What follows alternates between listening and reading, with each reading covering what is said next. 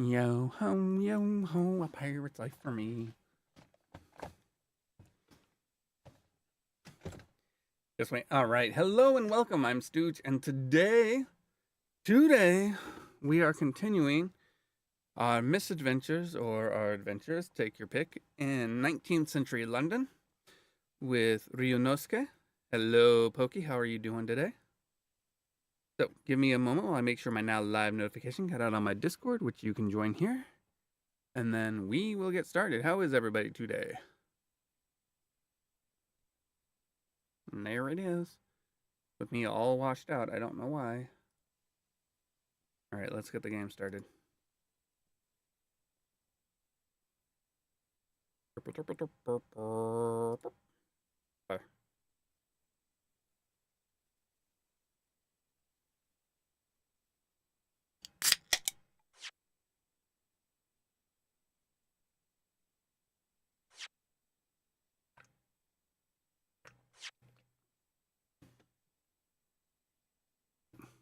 All right. The Ace Attorney Chronicles. Oh, this is the case we're currently working on. Sadly, one of my raid buddies informed us. Oh, that's unfortunate. I hope they're doing okay. Continue. All right, let's see. I think I'm done examining stuff here. Maybe not. Look at all those books stacked up there. They almost reach the ceiling. They're all works of English literature, and they smell so musty. With this volume of books to hand, you'd never be short of reading material, would you? They just said they're going to take a break for a week or two and go from there. That makes sense, Pokey. No, what a dreamy idea. A bad dream, maybe. At least for me. Mind you, I don't imagine the books at the bottom of the pile now will ever be read again. So reading it is an experience that comes but once in a lifetime, just as the tea ceremony teaches us.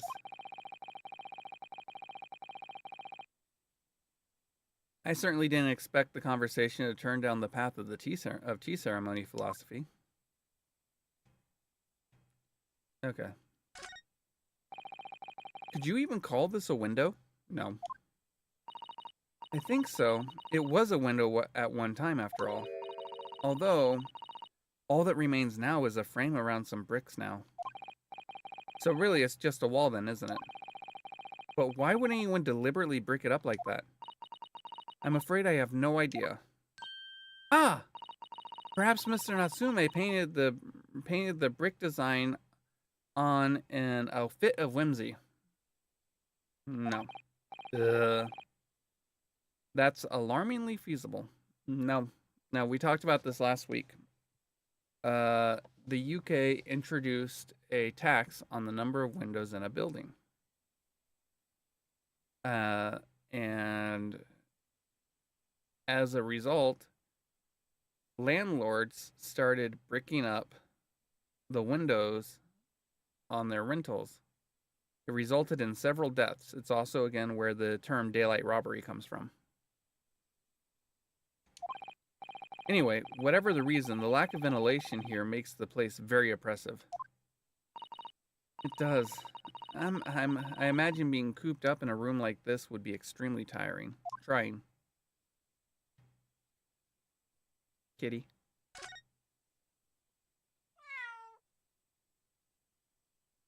Stretch. Oh my, what an adorable little cat. Perhaps he's looking after all the books while his master is away? I don't know about that. He disappeared into that pile of books as quick as a flash.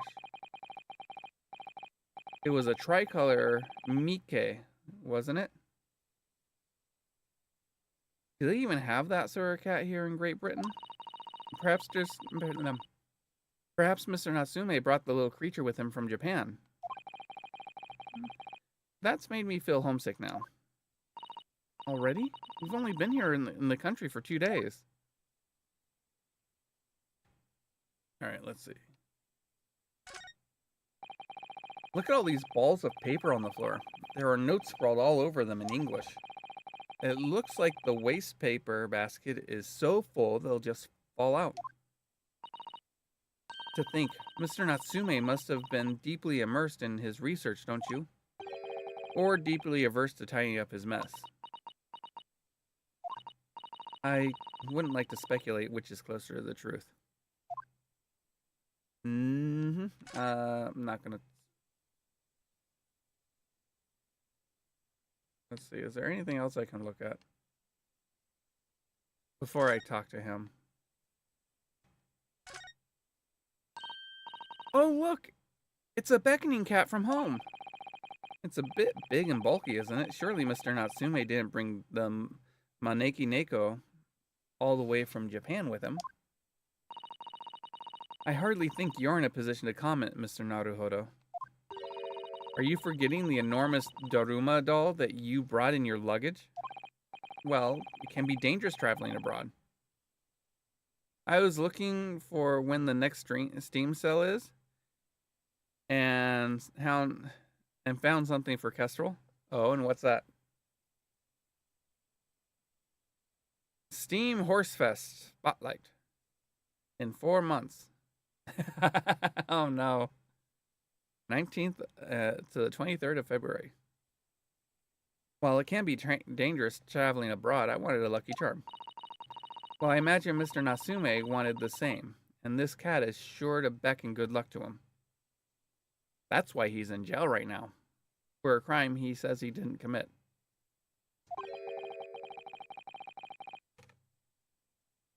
It's not doing a very good job so far, is it? See? You mustn't say such things. I didn't say a word. Why are my eyes such a giveaway? Alright, I think that might be everything.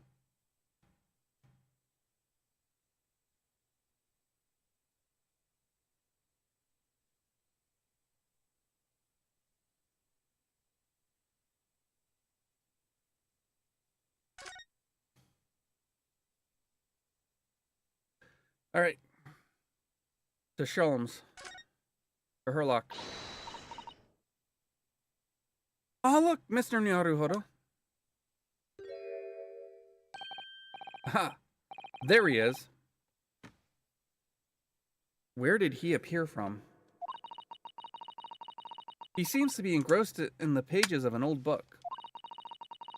I hope he won't mind if we disturb him. Hello, Mr. Sholmes. Aha, you two, good day. Now, let me see, where was it that we met? Oh, Mr. Sholmes, we were together on the SS Buria. Yes, of course, the Buria. And let me see, what happened on that voyage?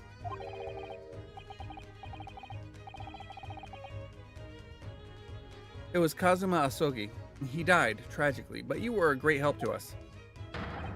Ah, yes, but of course, the case of Mr. Asogi. And I know I'm not doing the right voice for him, but I can't remember it.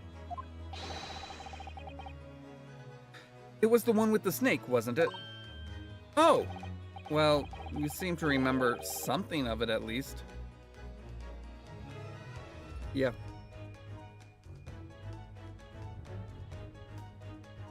So what is the actual thing that you found for Kestrel, or is it just the fact that it's the Steam Horsefest?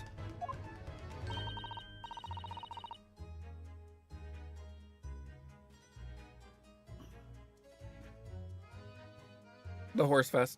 Okay.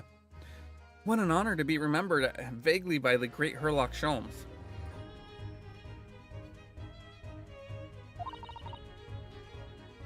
This is Mr. Oh, no, my dear madam. Hold your tongue. I pride myself on my superior powers of recollection Your names are safely recorded in my brain attic.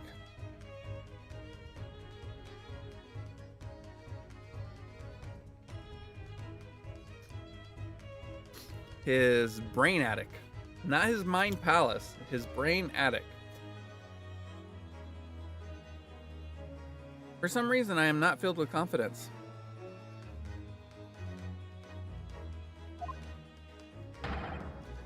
Miss Naruhodo and Mr. Susato.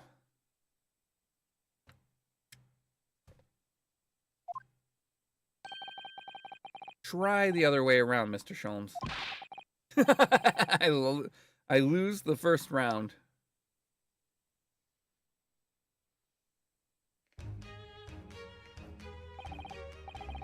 In truth, I had hoped to invite you both to my Baker Street suite the day we arrived in London.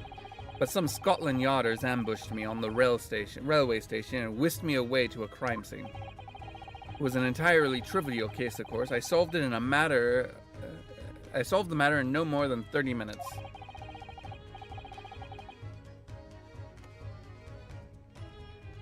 So they apprehended Sosuke-san in that short amount of time? I'm afraid the pursuance of a new case has dulled my recollection of my past involvements a little. It is a mistake to think that one's brain attic has elastic walls and can distend to any extent. Well, at least he matches Holmes in that way.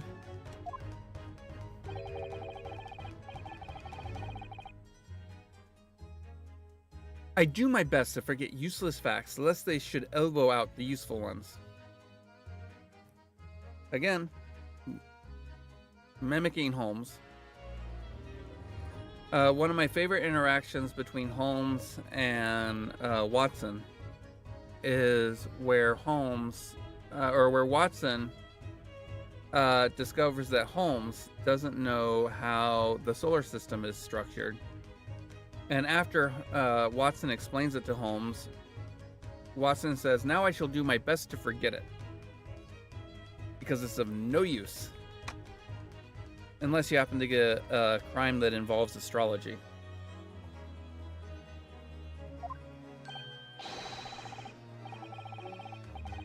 Yes, those are my words of inimitable wisdom, you know, from an adventure entitled A Study in Scarlet. Wait a minute.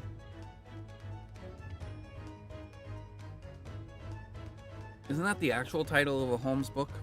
Or a Holmes case? I feel like it is.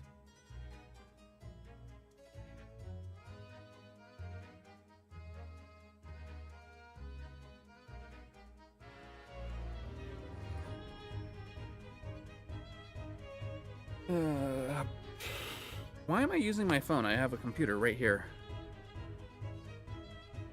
He is so coniferous. I am so confused, Pokey.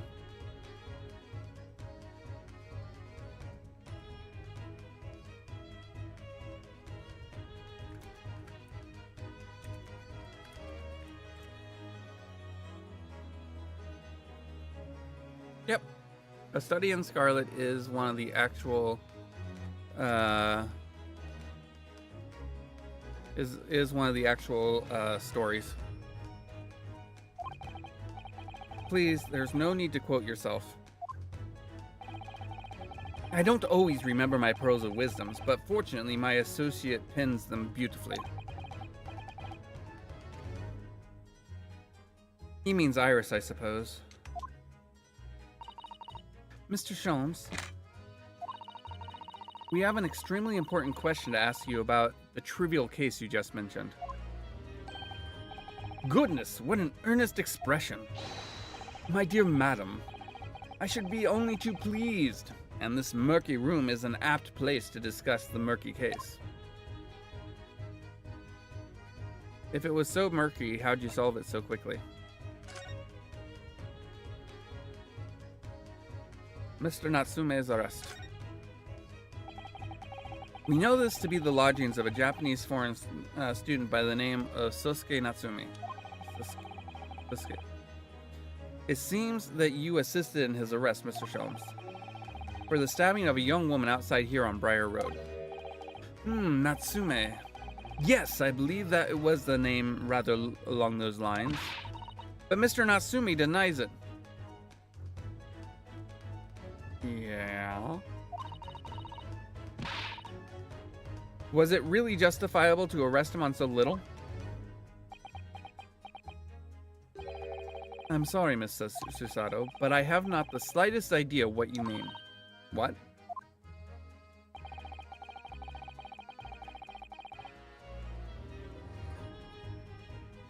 I can't believe he was looking for Susato-san squarely in the eye while feigning ignorance. I assure you I'm not merely feigning ignorance.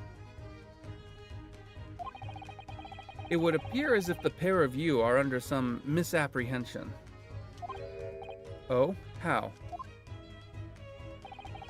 I assure you I have no recollection of accusing your stooped compatriot of the crime. But that doesn't make sense. The good detective of Scotland Yard made the following request.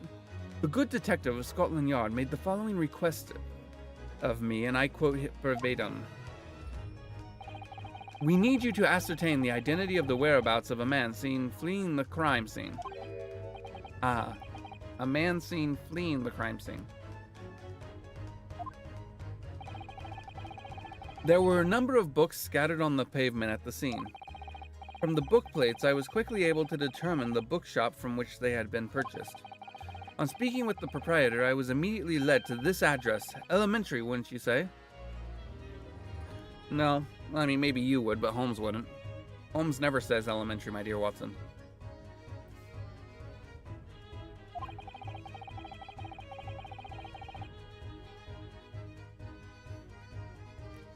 I believe there is a receipt around here somewhere from the establishment in question. So you don't think Mr. Natsume is the culprit then?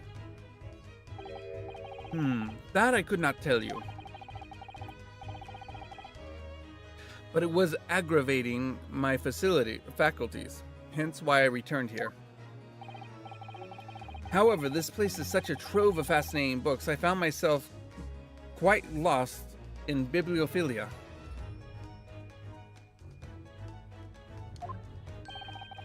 Do not be deceived into believing that I am a man of leisure. No, no, no. Oh dear. Mr. Geradeb, the landlord. Ah, tell me, have you encountered the landlord of these lodgings? Yes, Mr. Geradeb, a retired military man.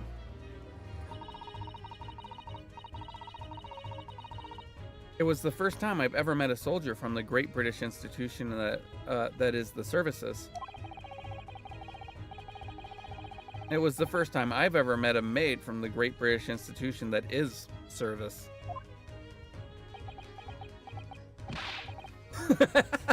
I didn't think it was that funny. I do apologize. As you may well be aware, many households in London employ a maid. Yes! I read as much in my Great Britain primer. And so conversely, whether or not a household employs a maid has come to betoken the social standing of those dwelling therein. Betoken their social standing? Sorry? Thank you. Put simply, my dear fellow, those who employ at least a single maid are considered middle class. Those who do not are beneath that. In the upper echelons of society, of course, households employ enough staff to constitute a large family. Goodness, how extraordinary!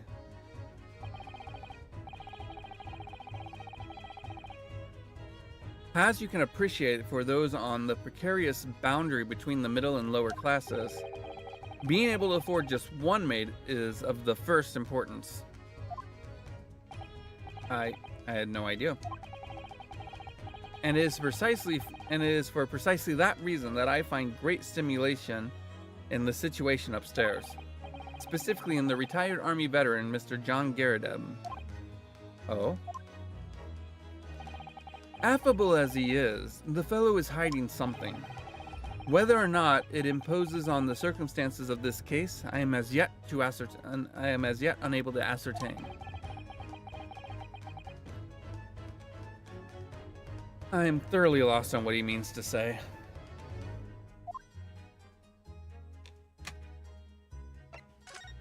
The dingy room. This room is thoroughly suffocating for the soul, my dear fellow. I assure you, any man whose lot is to dwell in a place such as this will stab somebody sooner or later.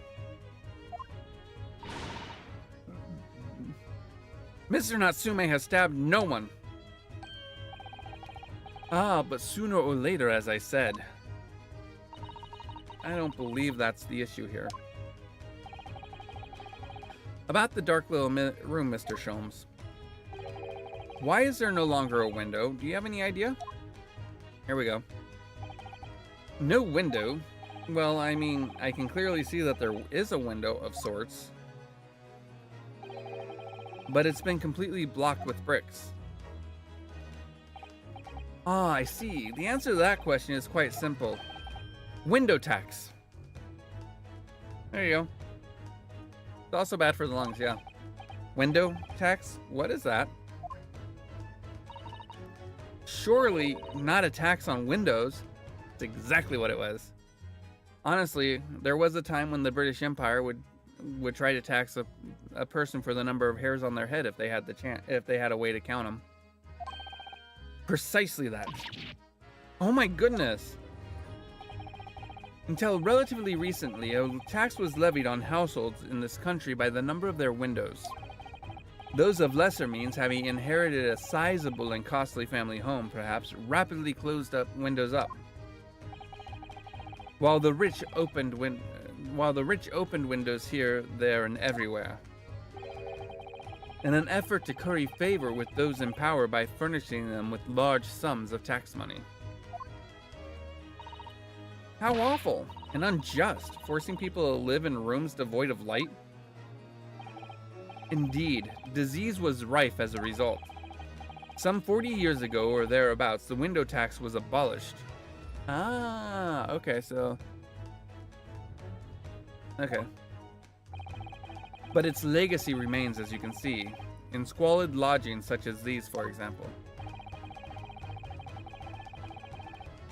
I suppose Mr. Natsume's stipend for living here in London isn't very generous, perhaps. It would appear so. I've done a little digging and discovered that these lodgings were offered at an extraordinarily low price. Because the room is so awful, I should think. Apparently, Mr. Natsume only moved here about 1 week ago. Yes, that's correct. However, I don't believe the low rent is explained by the shabby nature of the accommodation. Oh? Still, that is of little relevance here. A matter not worthy of further attention. Raise your hand if you think that's going to become incredibly important during the case.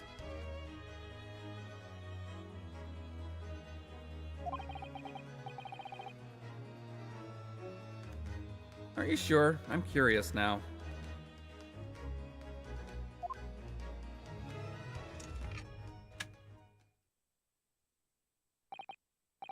Well, I believe I've told you all I can now. Thank you, Mr. Sholmes. Ah, yes, Mr. Naruhodo. Was it not your intention to become a practitioner of law?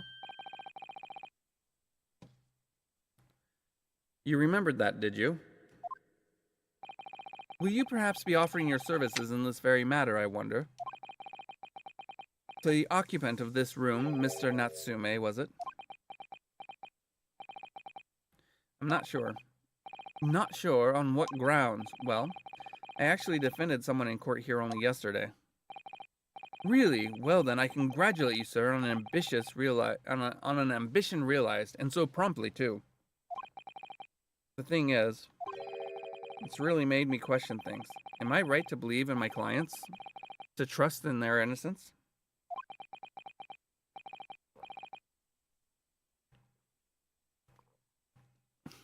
Yes, trust.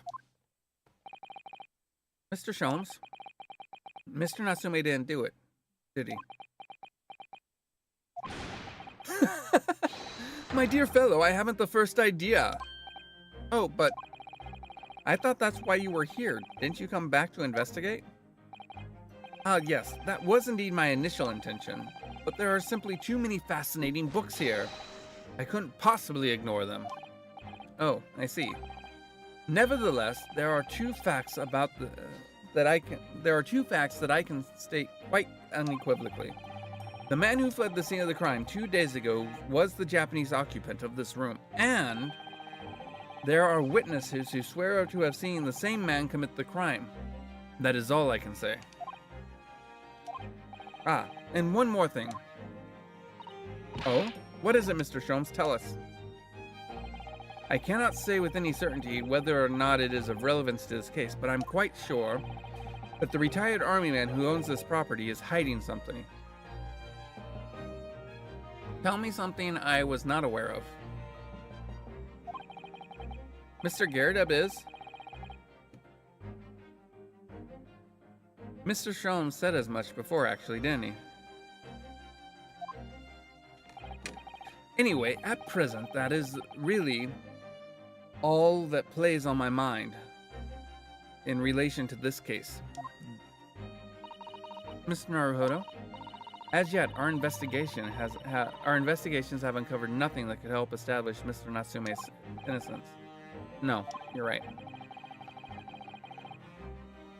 Perhaps it's time that we probed a little deeper into Mr. Garrideb's secret. Just remember, I cannot be sure whether the landlord's secret will prove to be of relevance or not. But I wish you every success, of course, Mr. Naruhodo.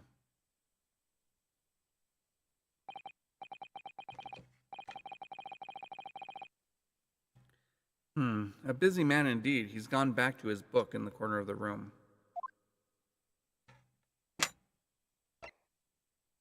Let us move.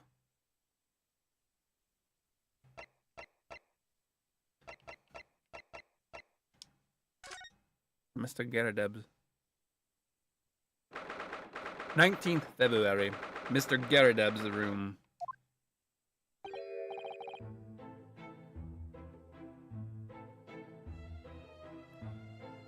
Oh, you Paragon. Tell me, was the detective chap, I forget his name, still hard at work down there? Mr. Herlock Sholmes? Oh yes, rings a vague bell. All that detective business isn't really my thing, I'm afraid. Well, Mr. Sholmes is in his element down there. Jolly good show. Another cup of tea, if you please, Joan. Now then, why don't you tell me what... Ah! For the umpteenth time, woman, will you watch what you're bally well doing? I shall be serving dinner shortly, sir. Yes, of course. Frightfully rude of me, but I'm afraid I shall have to ask you to take your leave if you'll be so kind. Oh, yes, of course. We are deeply grateful for all your assistance. Not at all, not at all. Don't get much chance to talk with young foreigners like yourself. It's been a pleasure. Best of luck and all that. Perhaps you could see yourselves out.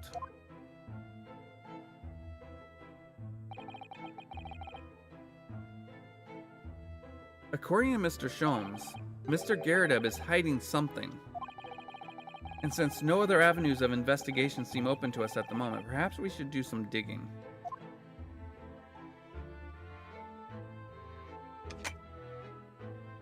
I think we've examined everything here, right?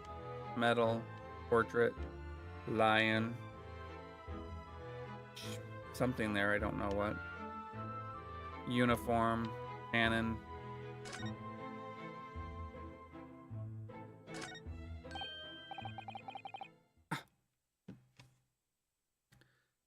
What's he doing over there? Mr. Sholmes!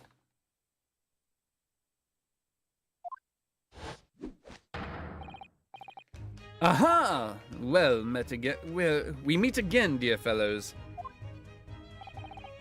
Good gracious, when did you sneak in here? Herlock Sholmes, sir, at your service. Whatever were you doing over by the window?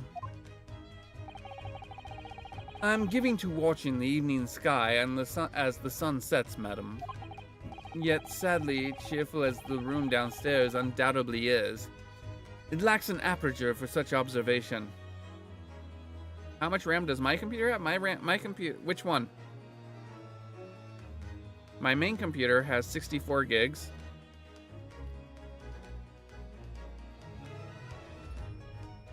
Which one? Yes. And my streaming system, I don't remember off the top of my head, has 32.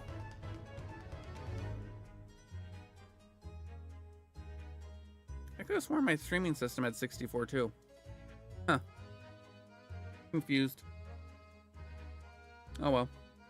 I probably have the RAM somewhere that I took out of there that I could put in there and make it also 64. What's up?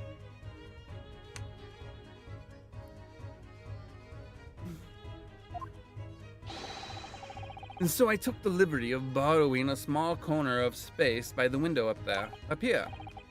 Well. Keeping an eye to one's windows at dusk is the prudent thing to do in London, I'm gathering. Oh, and one other thing, Mr. Naruhodo. Oh, me? I thought perhaps you might be in need of a certain great detective's great mind.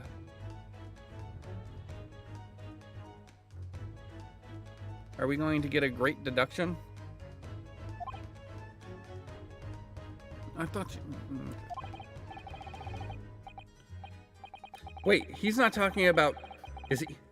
I didn't expect to be going through that again so soon. Do you mean Mr. Sholmes? There is a mighty secret in this modest room. My eyes see even the most trivial of trifles. I take it you are prepared, Mr. Naruhodo. I think so. And there is time enough for one of my greatly admired, great deductions. Let us conclude the matter before dark. So why do you ask, Pokey? Oh, let me move that mouse cursor. Why didn't nobody tell me about the mouse cursor?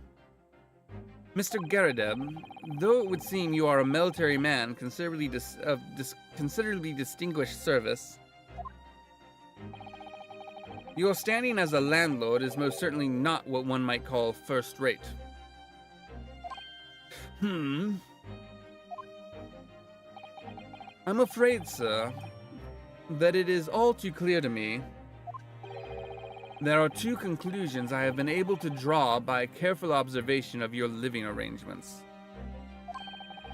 I beg your pardon? The first is that even as we speak, you are concealing the presence of a ferocious beast in your care.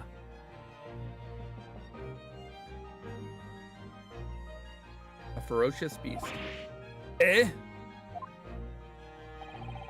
And the second is that there is a result that as a result of the beast's violent rampage, you have lost something very dear to you. Mr. Naruhodo, look.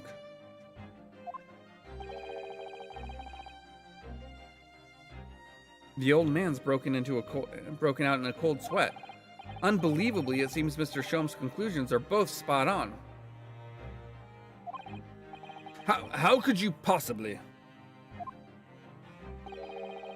How could I possibly know, you mean to inquire? The answer couldn't be simpler, sir. For in the dense jungle of logic and reasoning, I am the king of beasts.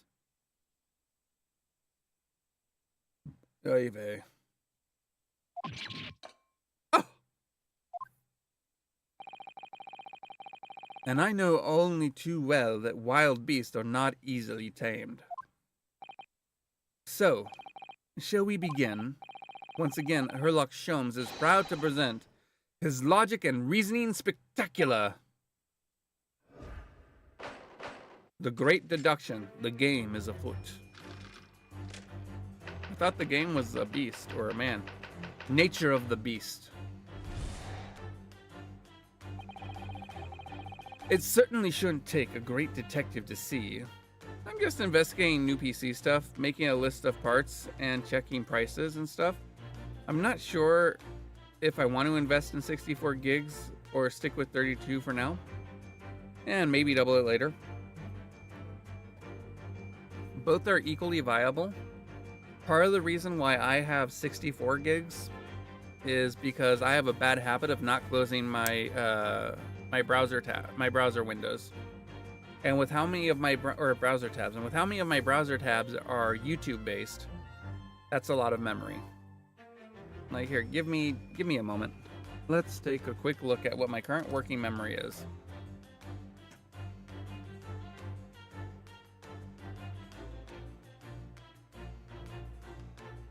Yeah, right now, the memory that is actively in use is 32.8 gigs, roughly.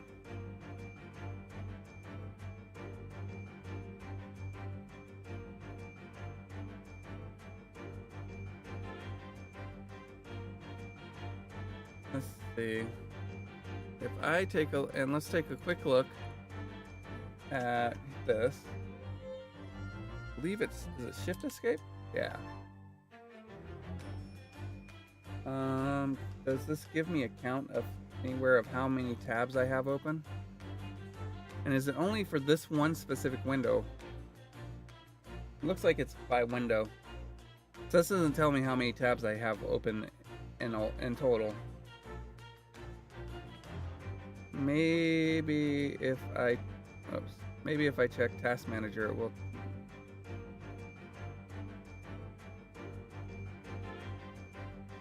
That doesn't tell me how many tabs I have open because I know I have more than 29 open.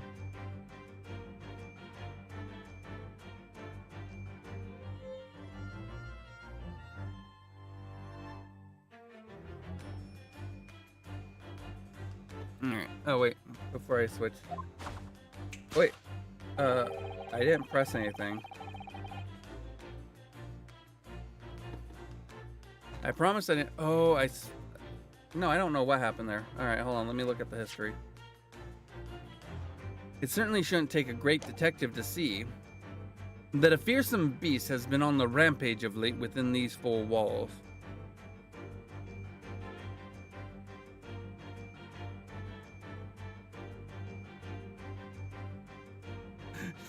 Try this simple trick.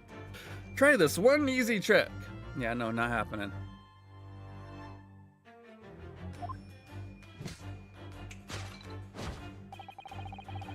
Thus we are faced with the question, what form might the beast take?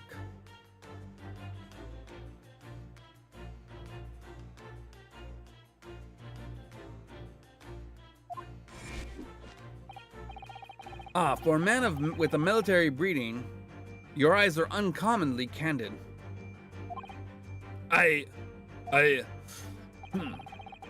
Your furtive glance, Mr. Garrideb, leads us directly to the answer. He's gonna say a lion. The true nature of the beast that has run rampant here is revealed to be that revealed by that lion statue. I think you're lying on the ground right now, Sholmes. Yes. Though an army man, you appear unimposing at best. A fact that has fueled your admiration for the mighty lion, the king of beasts. What is this piffle, I ask you? In the end, your admiration became so great, in fact, that you had a living, breathing specimen shipped from India, in which you tried to keep in this very house. What? Yet, living with such a wild beast proved more difficult than you had imagined.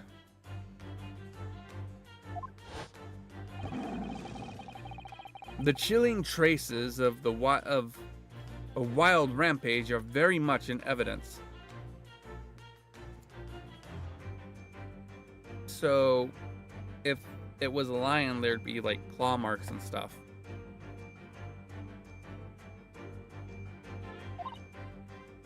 Well, I never. Yet, as we look around, the beast in question fails to present itself. Where could this angry creature have disappeared to? Where could this angry creature have disappeared to, madam? Me? I pray you do not consider my unchivalrous. Consider me unchivalrous.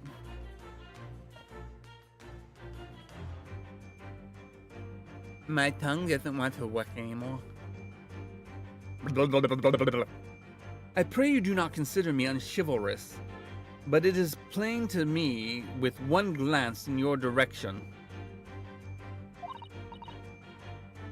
It is. Your dress pocket gives us a handsome clue as to the beast's current whereabouts. For protruding from it is a handbill advertising a circus show. Ah! Yes, you sought to dispose of this terrifying lion, Mr. Garrideb, at Batty's Circus,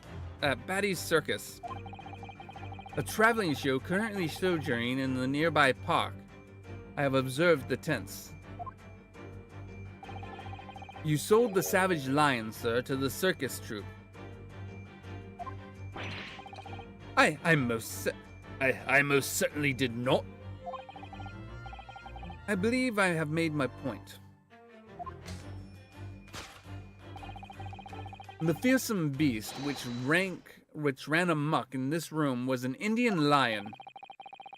And a simple visit to the circus now will reveal the lion prancing jubilantly through a ring of fire. Sholmes? I think you may be misunderstanding how hard it is and how long it takes to train a lion to do anything. Or surely it can't just be done in a matter of days. Oh. Conan Doyle was apparently also a physician. I didn't know that. At least according to Wikipedia.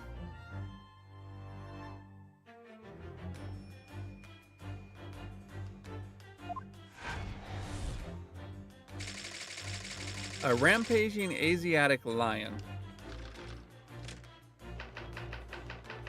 Aftermath. Now, Mr. Garrideb, it is plainly clear that you still have deep feelings for this formidable beast. Indeed, in the blithe pose, the distress this loss has caused you is veritably tangible. Your head weighs heavy on your shoulders, the pain that you feel being revealed by that supporting arm. Amid fits of tears, you let your beloved beast go.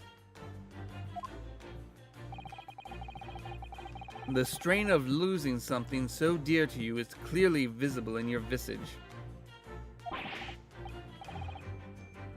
Looks more like that's a slap or something. We haven't really gotten to see much of the right side of his face, or yeah, the right side of his face. But if you look right here, that looks like a very red handprint, doesn't it? He stabbed the woman, I bet. Nonsense, man. I simply... But we must now ask ourselves, is the true cause of this pain?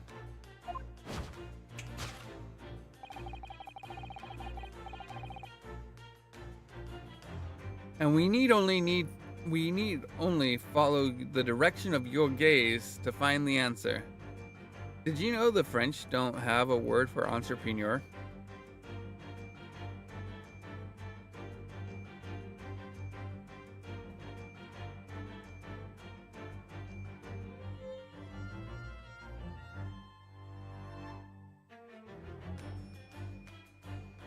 Pokey. Why?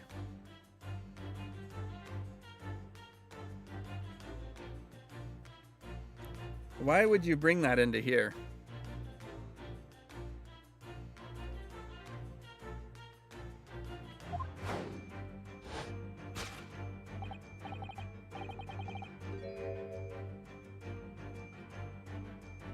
Yes, it is this pile of bills that has given rise to the pain of you suffer.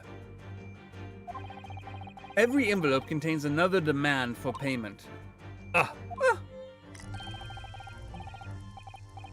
I carry me things with me on my daily strolls. For cartloads of meat, potatoes, wheat, and tea. Indeed, feeding your beloved has had a devastating impact on the financial circumstances of your household. And so you had no choice but to let it go. Yes, well, Now, in a final fit of rage, the ferocious beast carried out one last unimaginable attack. Unimaginable? That looks more like a scorch. Yeah, see the candle's fallen. That's what that is. I thought it was chalk, but it's candle. The aftermath of which can be clearly seen by observing the carpet over there. Very expensive woolen carpet, if I am not mistaken. Oh, dearie me. What could have caused such a destructive outburst?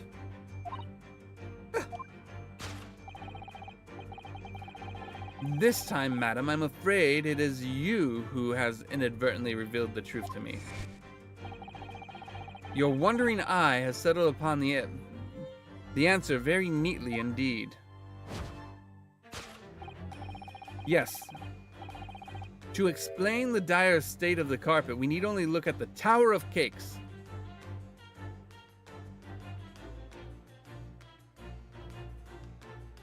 That's where the missing... Okay, so that's where the missing candle went. Ah! There is no creature more dangerous on the earth than a beast with an unsatiated appetite. Was it or was it not once said by a certain noblewoman, "If they have no bread, let them eat cake"? It was not said. There is no evidence that Marie Antoinette ever said that.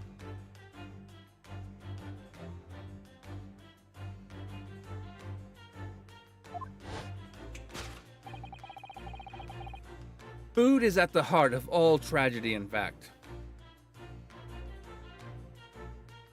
I'm sorry, what? Seriously, what?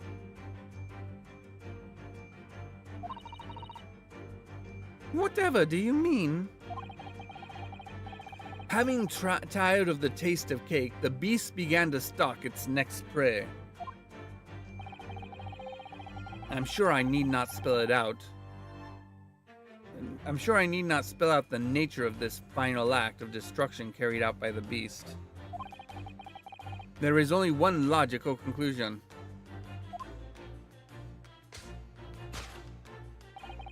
Worked into a frenzy by hunger, the lion attacked and ate the carpet.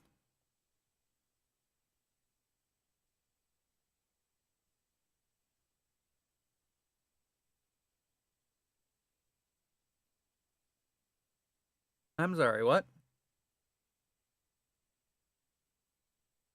Attack and ate the carpet. Really? The teeth marks in the carpet are a perfect match with those of a lion I once saw in India. Carpet gnawed on by the starving lion.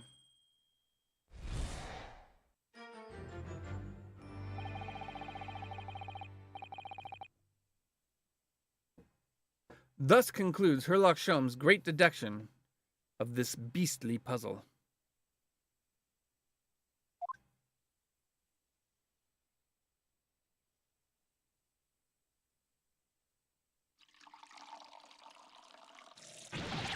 Ah!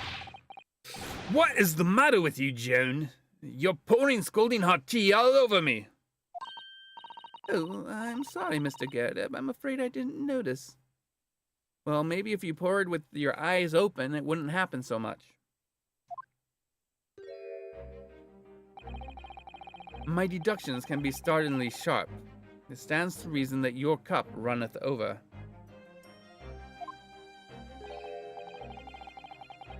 Indeed, my revelations can make people spill tears at times too.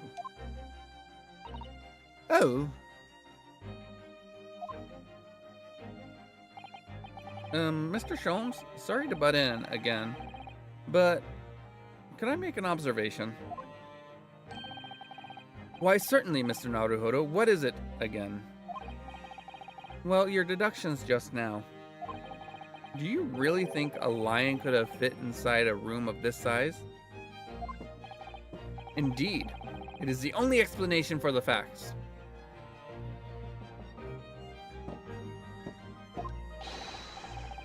The terrifying truth all too often lies beyond the realms of common sense. While I don't disagree,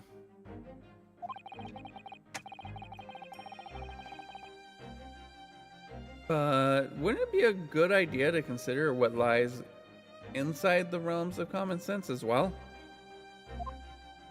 Yeah. But if an upcaged lion had run amok in this very room, surely Mr. Garrett and his maid would have been hurt, or worse. Ah, that's where you're stuck. No doubt the former military man held his own against the beast using that large cannon. I thought you said they sold the lion to the circus. And what about the food? Meat and potatoes are one thing. But I don't believe I have ever heard of a lion that drinks tea or eats cake. Ah, my dear Miss Susato, it occurs to me with some regularity that irrespective of race or breeding, whenever anyone lands on Great British soil, they are infused with a highly appropriate taste for afternoon tea. So, I don't, if you're familiar with the YouTuber or former YouTuber, I'm not entirely sure, Tom Scott. No, he's still a YouTuber because he's still producing technical difficulties. He did a video where he makes a cup of tea following, I believe it's the ANSI standard. And he himself doesn't even like tea, which he reveals at the end of the video. And he is very much British.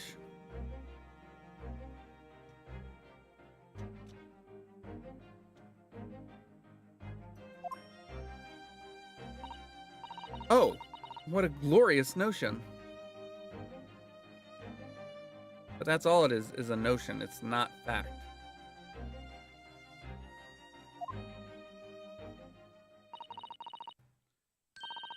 Well then, Mr. Naruhodo, it's your turn to shine again. I had a feeling that was coming. A slight massage. That's all Mr. Sholmes' deductions need. You can do it! Excellent. I've been waiting for my trusty partner in deduction to step forward, Mr. Naruhodo.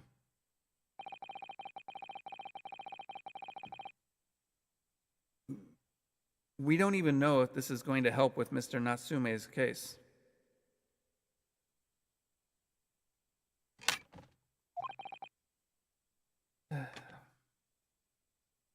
still, uncovering the truth is always worthwhile, whatever the motivation.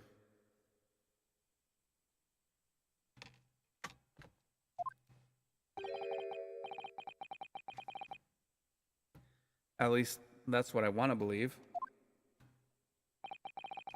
Let us start again. Let us start again from the beginning. Of Herlock Sholmes, logic and reason spectacular. Course correction. Hold it, Mr. Sholmes. The nature of the beast.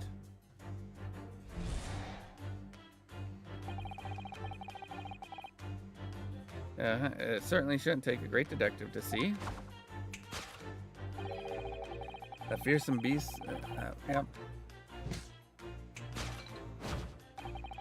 Thus we are faced with the question, what form might the beast take? Ah, for a man with military breeding, your eyes are uncommonly candid. Your furtive glance, Mr. Garrideb, leads us directly to the answer. The true nature of the beast... Alright. I really didn't see the lion thing coming. No, but if you observe Mr. Garrideb's reaction, it rather seems as though the beast did indeed run, and some beast did run amok in this room. Yes, something with a very fierce nature. But it couldn't have been a lion transported from India. So what was it then? We must follow Mr. Garrideb's gaze. That will lead us to the true answer.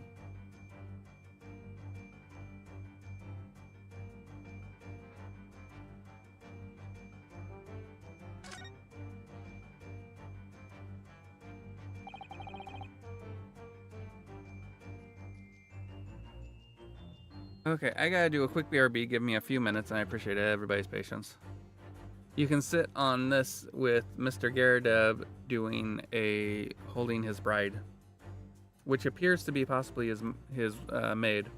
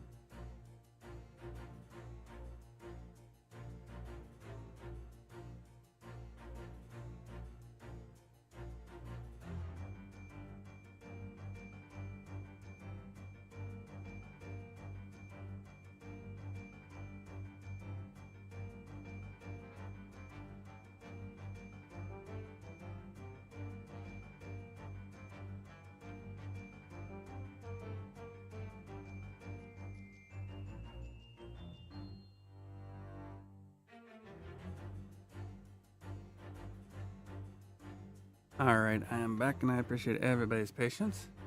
What's this photograph? It appears to be from Mr. Garadeb's wedding. He looks very happy, doesn't he? He does, but can you make out his bride?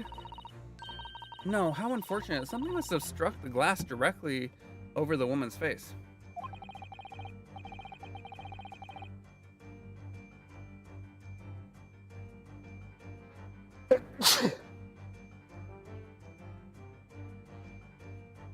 I wonder what happened. Probably not best to delve too deeply there. Maybe not, but...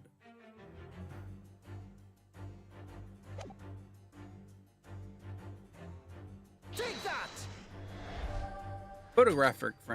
Framed photograph. Behind the lion statue of on the mantelpiece, almost deliberately hidden from view, is a photograph. Though I have yet to examine it in detail, I can assure you that it holds the answer. Because I'm employing an extremely advanced deduction technique called jumping to conclusions, you see. What spectacularly contrived logic led you to this mindless conclusion? Oh, well, it's supposed to be logic and reasoning, so I thought I'd contribute to the show. This is my show, Mr. Naruhodo. Please kindly perform any peculiar experiences on your own stage. Sorry. What? What? Well, what do we know? What we do know with certainty is that its destructive creature has, Mr. Garadeb inadvertently looked in the direction of something. It gives the identity away. Yes, if we investigate. Yep. I'm sorry, but...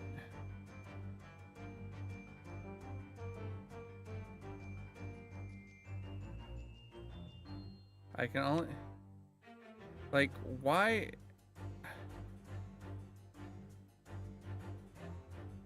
I'm not trying to present the photograph frame. I'm trying to present the photograph itself.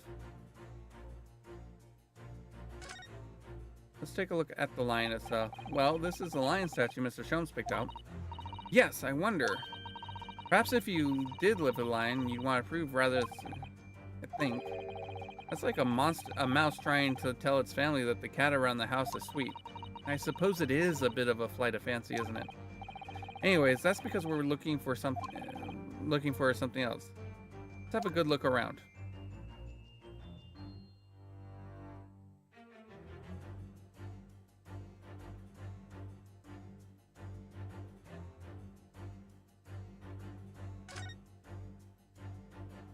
No.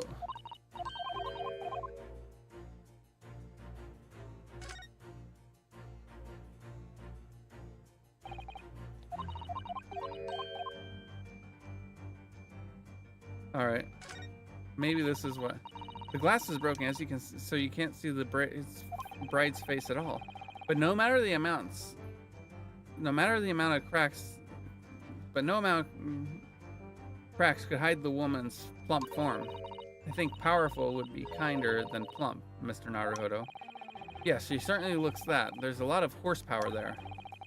Not something you'd want to upset, that's for sure. Oh look, have you noticed the wedding ring? It's very large, isn't it? Yes, that's an unusual design. Looks like some sort of embellished sunflower.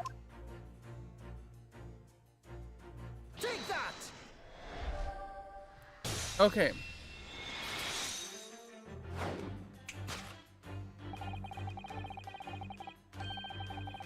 I'm sorry, but that seems excessively like... The true nature of the beast that has run rampant here is revealed by that newly-wed bride. Precisely, Mr. Naruhodo. No other explanation could possibly fit. Yes, yes. This framed print pictures your wife, Mr. Garadeb. And while we lament the fact that her face is obscured, we can still make out her mighty arms and note the considerable horsepower they must contain. Oh, indeed. I'm sure any woman of such powerful constitution would be honored to be described as a beast. Honored might be stretching a point. Too late, the fact remains that the beast which so clearly savaged this room was your wife, Mr. Garrideb. The chilling traces of a wild rampage are still here, still very much in evidence. Well. Yet, as we look around, the beast in question fails to present itself. Where could this angry creature have disappeared to? Madam? Me? I pray you do not consider me unchivalrous, but it's plain to me with a glance in your direction. It is. Okay, this is the same. Your dress pockets gives us a handsome clue. The poor, fragile, defenseless woman is beside herself. Well, I don't know about fragile. Oh dear. Anyway, Mr. Sholmes is quite right. There's no sign of Mrs. Garrideb anywhere. She is Mrs. Garrideb. But it seems there may be a clue in her as to her whereabouts. A clue that this maid is trying to hide. I wonder where Mr. Garrideb's wife could be.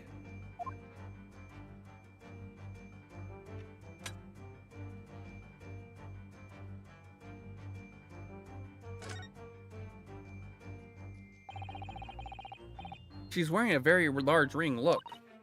Oh yes, a sunflower design with some rather nice embellishments. And it's on the ring finger of her left hand, which means it's surely a wedding ring. It looks like it's on there for life too. Can't imagine it would slide off her finger of that size. That's something to think, Mr. Naruhodo, not say. Do you know Mr. Garrideb's wife in the photo had a ring very much like this one? It was a large sunflower design as well. Really? You have a great memory for these things. A large sunflower wedding ring. It's quite a coincidence that they have the same ring, isn't it? Oh yes, quite.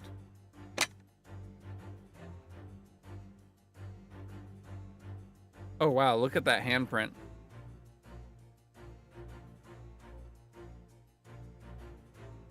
It's so strong even his eyebrow is bruised.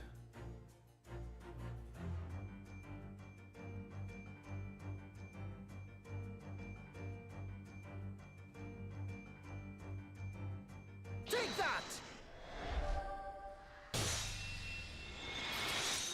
Your wedding rings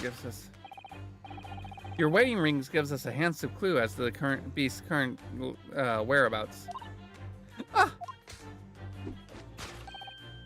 Indeed it does. That flowery band gleaming on your finger gives you away.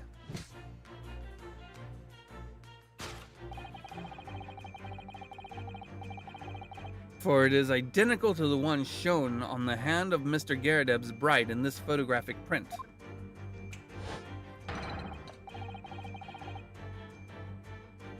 In other words, you are no ordinary household maid.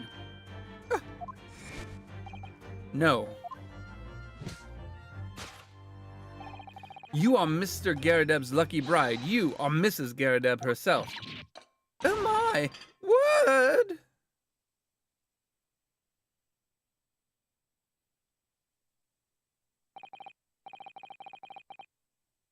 Well, a jolly fine detecting, sir. As you rightly surmise, this is my wife, yes, my Joan. Rather let herself go, you might say, but she was... Ow!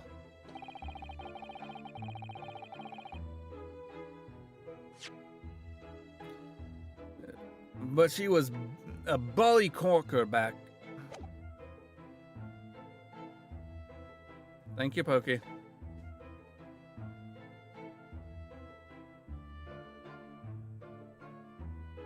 It would appear that you don't live in the most comfortable of circumstances. After all, you are a retired army man, yet you are in the business of renting out rooms.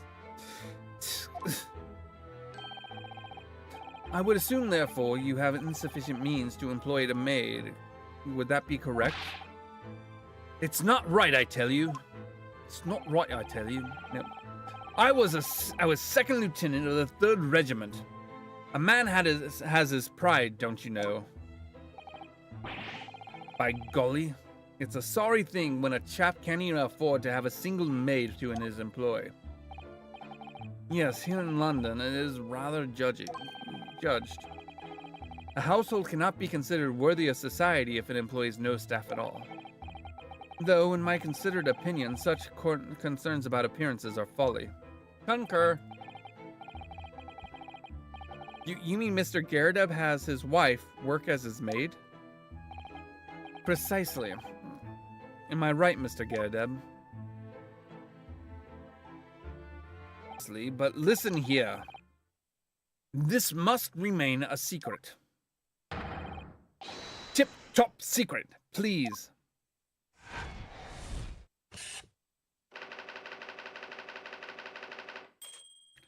The raging wife of Mr. Garrideb.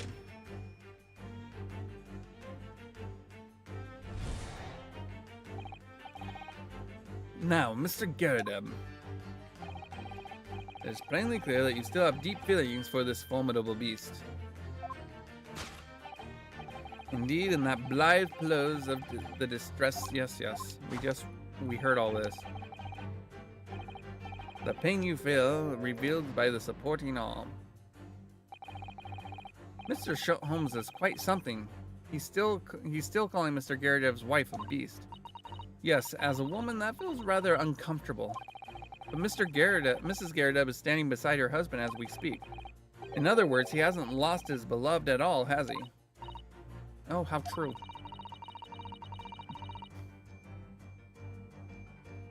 So perhaps that supporting arm that seems to be propping up his head has some other significance then. According to Mr. Sholmes, Mr. Garrideb's pain is tangible, though.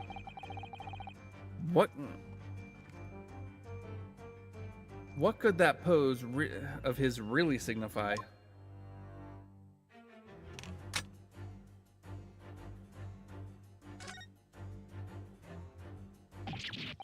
Oh my, look at that bright red mark.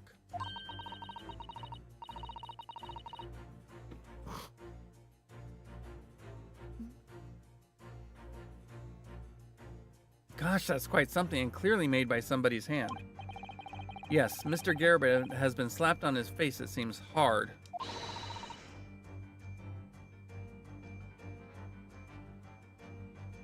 And he was also slapped from behind.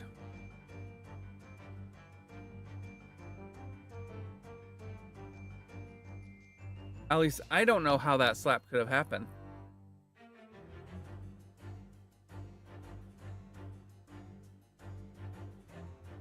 Because the handprint is like this.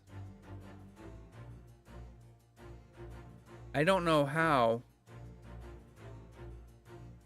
Mrs. Garrideb, Joan, could have possibly slapped him like this. Because when you slap, your thumb is on top. But her thumb's on the bottom.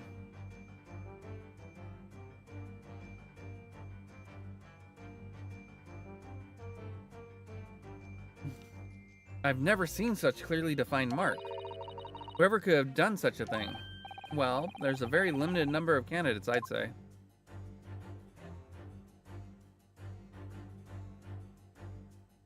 Take that!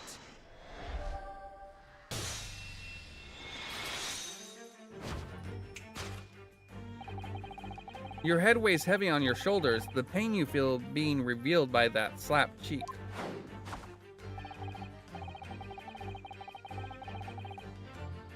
She slapped him so hard his face spun around.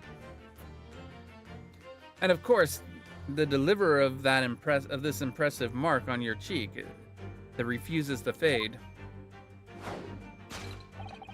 was you, Madam Joan Garrideb.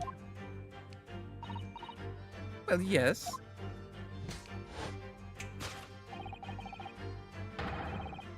You have been desperate to hide the slap mark on your cheek, sir.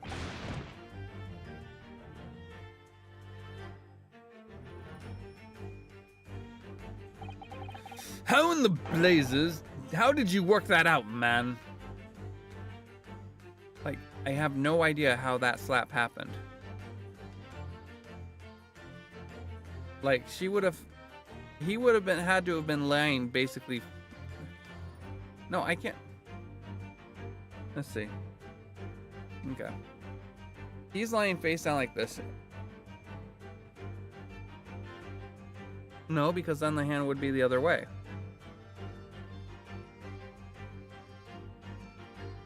Yeah, I have no idea how that slap happened. Like, I cannot figure out the physical means of the slap.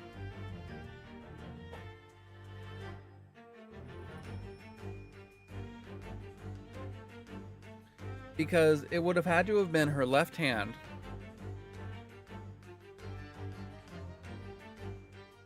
For it to cup his face the way it does.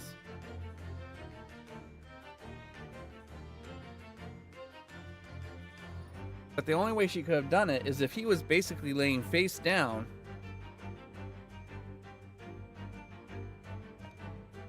Well, there is another way. If his head was laying on, like, say, a table, and she went blam, that would work. That might be it. Nothing escapes the notice of one trained in the art of observation, my dear fellow. That's why you haven't looked directly at us even once. To keep your other side from view. Well, Now, let us proceed to the next conundrum. Why were you subjected to such a violent slap? In other words, we must ask ourselves, what caused Madame Girardeb to fly into a rage? And we need only follow the direction of your gaze to find the answer. Yes, it is this pile of bills that have given rise to the pain you suffer. No. Didn't Mr. Sholmes say the bills were all for lion fodder? Yes, but now we've established the lion never existed. Which can only mean that the one thing responsible for gobbling up all the food was Mr. Girardeb's wife. Mr. Naruhodo, she's a person, not a thing. Yes, well, she's also a person who gave her husband a mighty slap around the face. One so hard that it left a perfect handprint, in fact. Yes, why would a woman wanted her husband with such force, I wonder? I'd love to know the answer to that question. Well, I bet you it's in the diary. Let's take a look at this bookmark. Someone must be reading this book at the moment. There's a bookmark here, look. Mr. Girardeb is clearly an avid reader. Oh, wait a minute. I don't think this is a bookmark. Oh no, so it isn't. It's a note written in a woman's hand. Oh, James, I love you. Yours, Mary. And look next to the signature here. Lip marks made with lipstick.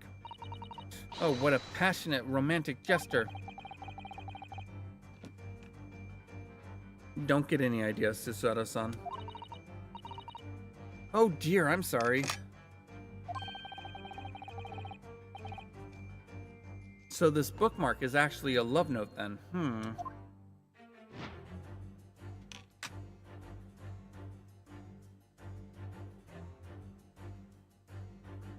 Take that!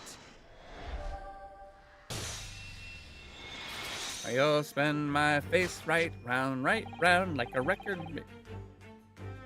Yes, it is this love note that has given rise to the pain you suffer.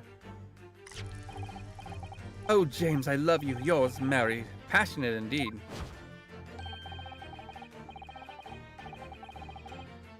Wow. Look at Joan's face. Perhaps the sender of this note, a certain Miss Mary, who's quite contrary, is the fly in the ointment here. Gah! But I don't know the Bolly woman. You don't know her. That note wasn't written to me. It's just in the book. I don't know how it got there. It was just in there, you say? That's right. That's what I've been saying. Ah! A likely story. Now listen here, Jono thing. I explained at the time. I bought the book at that second-hand place, and the note must have already been in there. So the previous owner of the book was using the note as a bookmark, you mean? That's right, that's why I've been... Ah! A likely story. For heaven's sake, woman, look at the name written. It's written to you, James. My name, in case you've forgotten, is John. Ah! A likely story.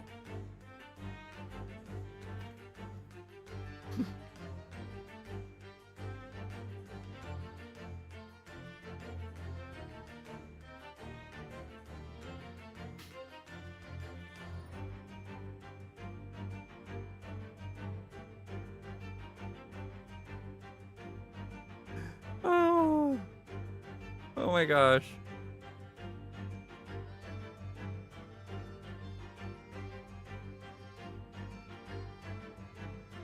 Ah, dang it. My body is angry today. I have had my mocha. I am down to about here on my tea. I have drunk too much. I am so sorry, everybody. I will be back.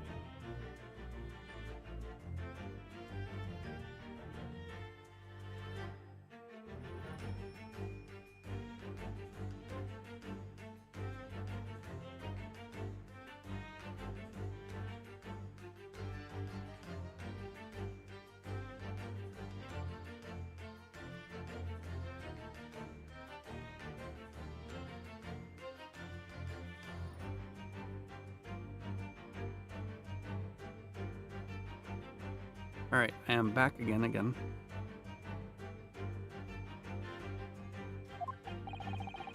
Are you questioning my name now? And there we have it. Arouse the suspicion of the female heart, and you'll unleash a beast with the most ferocious bite and hunger.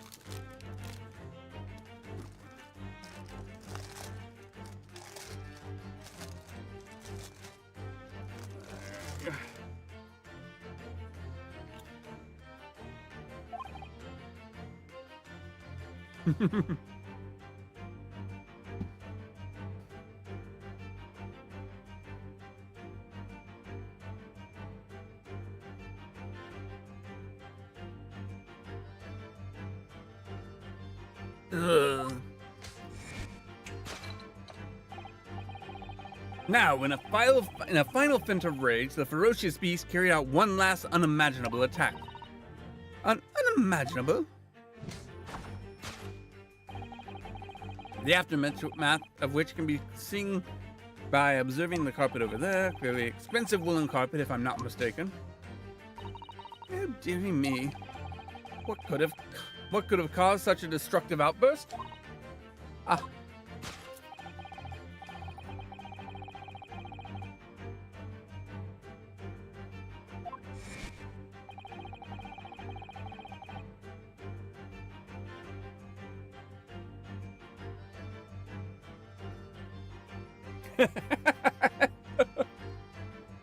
Stu's got hungry playing a visual novel, a likely story.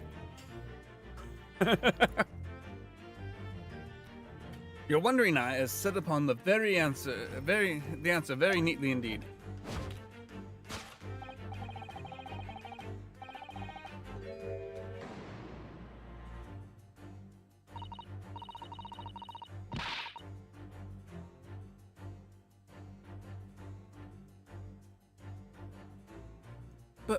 But surely Mrs. Garrett didn't eat the carpet. No, of course not. But there doesn't seem to be any doubt that the state of disarray in this room is the result of her wild temper. No, that's true.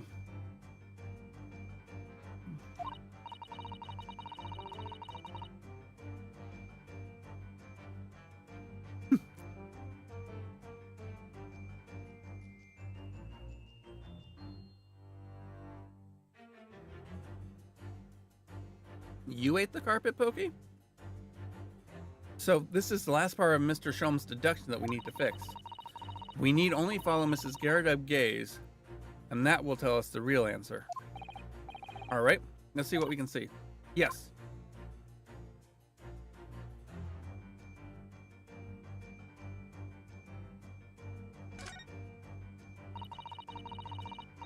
This looks like a very old candlestick, doesn't it? The base looks too small. Surely it's very unstable.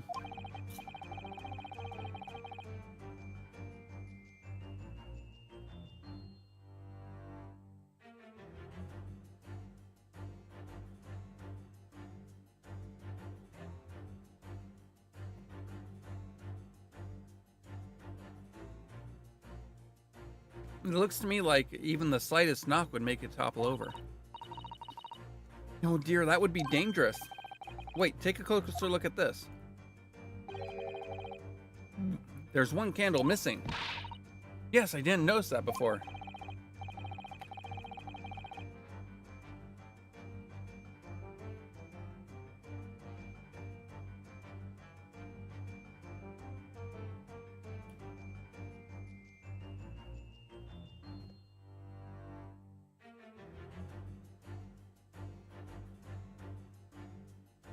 Why is that, I wonder?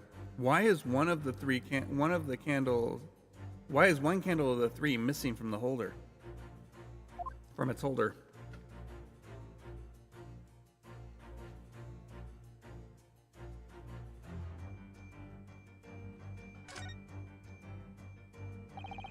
The carpet has been ripped to shreds. I wouldn't say ripped.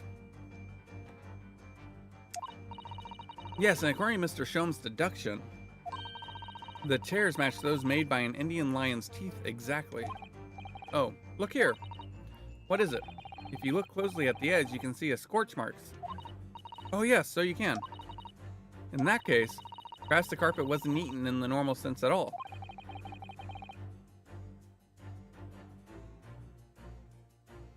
Let's rethink this with that in mind. Mm-hmm.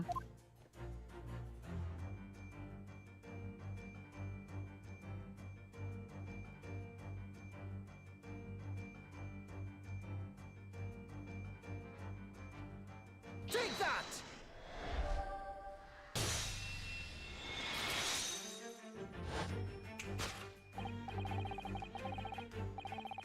Yes, to explain the dire state of the carpet, we need only look at the candlestick.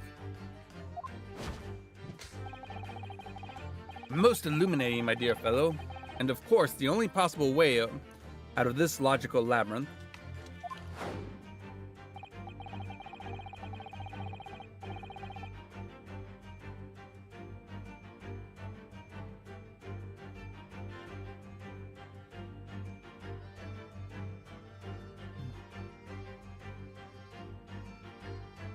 Yes, the remnants of a ferocious attack in which the carpet was devoured are clearly visible. Indeed they are. The scorch marks at the edge clearly give the truth away. Scorch marks?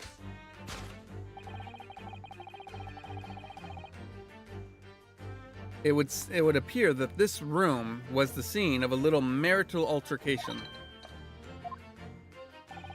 Miss Garrideb's mighty arm muscles left an impression not only on her husband's face, but on the entire room. The force of her strike caused the candle to fall from the holder. And in seconds, the carpet was alight, and the whole corner of the room up in flames. Yes,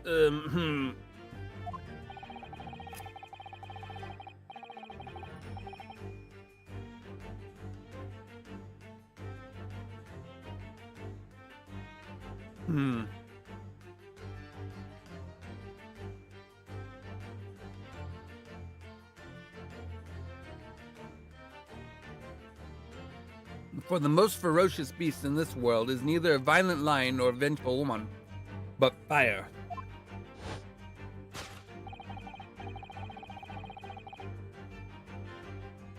And in this room, that ferocious beast bared its claws and ran amok. Amok, amok, amok, amok. Eloquently put, my dear fellow. So you see, there is but one conclusion here.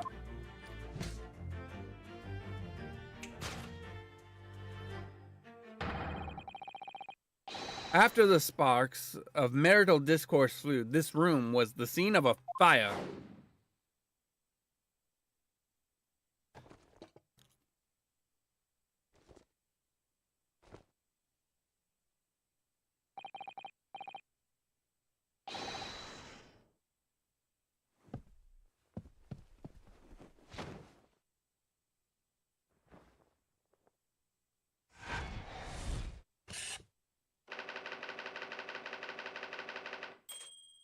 Mr. Holmes, sir, I salute you!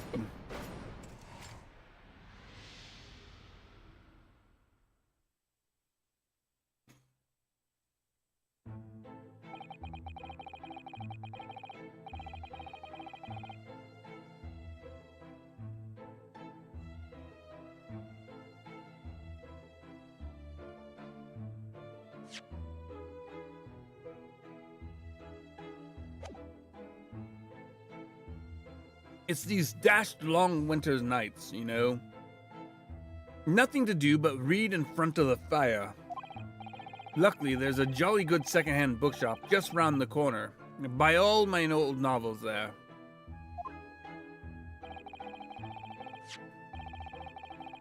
And in the pages of this particular novel, you discovered some rather illicit material, for which your wife admonished you harshly, it seems, and continues to do so. Don't know about admonished, demolished might be rather closer to the mark. I don't know about admonished, but demolished might be rather closer to the mark. And beast is most certainly apt to... Ah! Here we go again.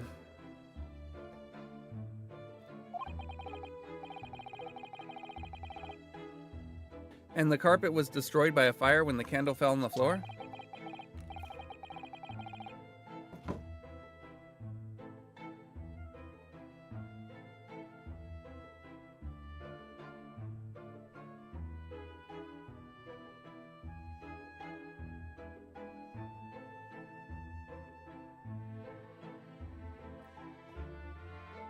Afraid to say it was. Happened in the blink of the eye, you know.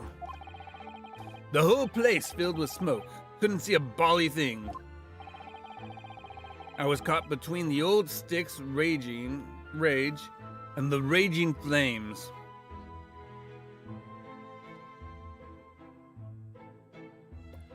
Wow. I'm surprised there's not tea being poured right now. But there has been a lot of tea spilling. You paint a torrid picture, sir. One that would have been most entertaining. That's sympathy for you. Didn't take long for the fire to spread, of course. The bally furniture started going up as well.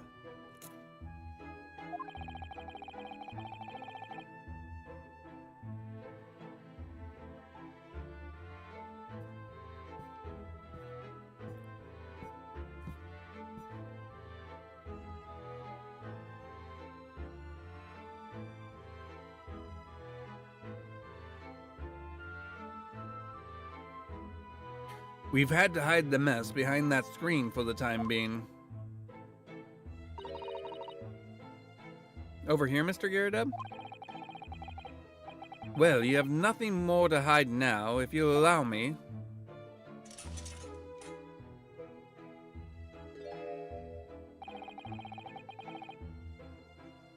Had all my old favorite novels. I had my favorite old novels in that case. But as soon as the fire got a hold of them, that was it. Whoosh! Up in smoke. Gosh. Then the wife started hurling things at me.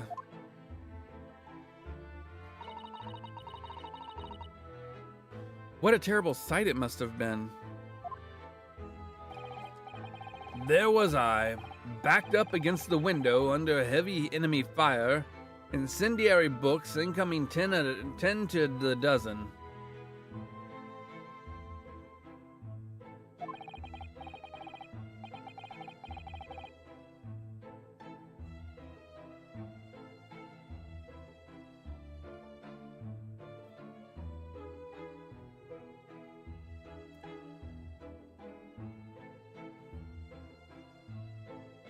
The worst of it is, I lost my favorite book, called The Lion's Pride.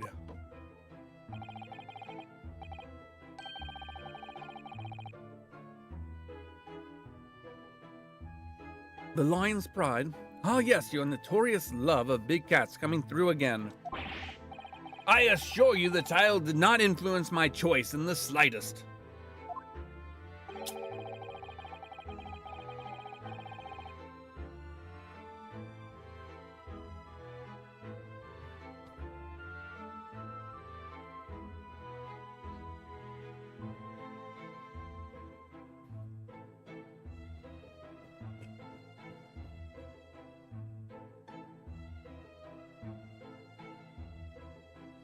So the poor man really did lose something dear to him as a result of the ferocious beast's rampage.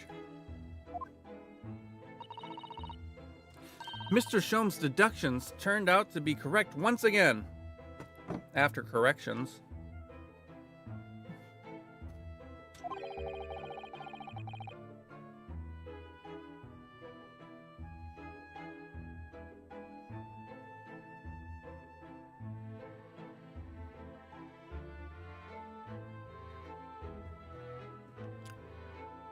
It can only be described as a great British deduction off. Wonder. I tell you, It was total carnage, flames everywhere, and the old stick in full fettle. Out of interest, what time of day was that?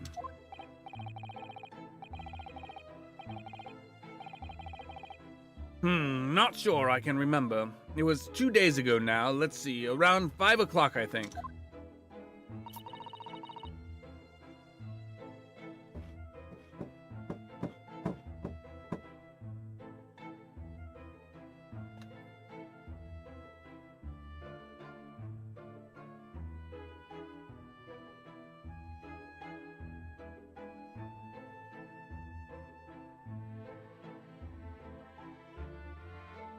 So at exactly the same time as a terrifying incident that was unfolding outside your window on the street below, she threw a knife and it stabbed the woman in the back.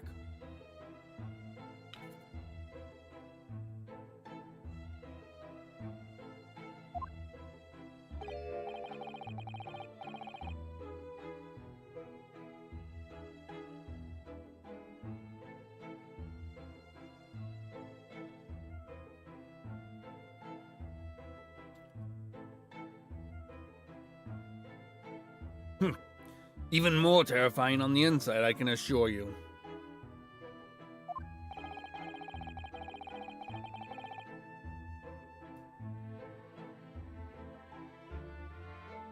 The whole of Blightly could have been flattened outside my window at that moment, and I wouldn't have noticed a dashed thing. Oh, really?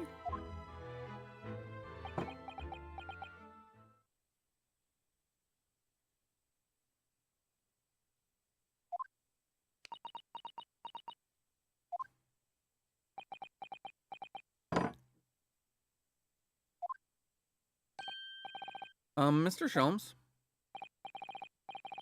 Yes, Mr. Naruto. Naruto goes to the UK. Yes, Mr. Naruto. What can I do for you? Well, I think we got to the bottom of Mr. Garrideb's situation now. But what does it have to do with Mr. Natsume's circumstances? I can't help you there, I'm afraid. What? My dear fellow, if you recall, I did say as much from the outset. I warned you that although I knew the retired army man had to be hiding something, I could not be sure whether his secret would prove of relevance, or would prove to be of relevance or not. I just knew you were going to say that. Well, I mean, considering he had already said it.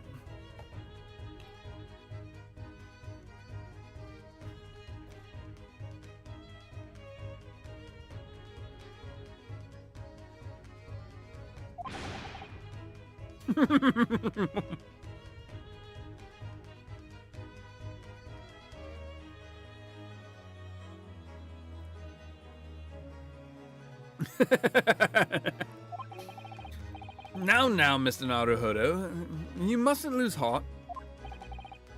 Bear in mind that all things fall into one of only two categories, those relevant to the case and those not. That makes no sense to me. It makes perfect sense. Well, no matter. It is a far greater importance that you make up your mind now. Sorry.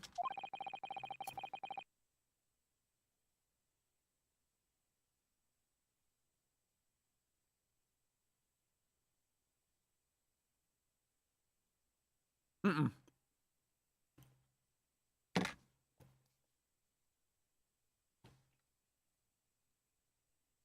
You wrote that wrong, Pokey.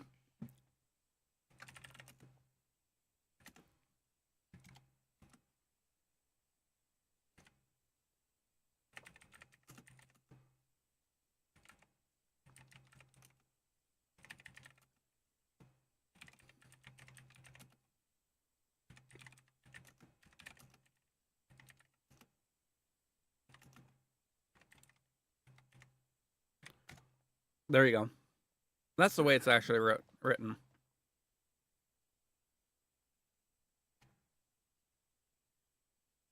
Brittany's hours at the prison will soon be over.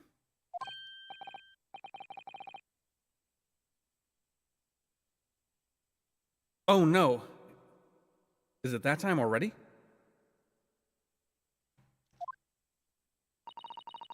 If we're to accept Mr. Natsume's case, we have official paperwork to attend to.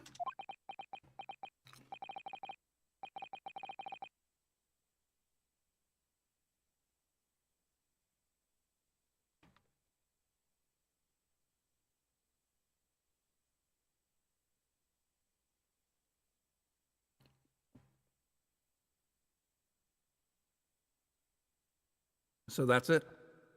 No more time to think.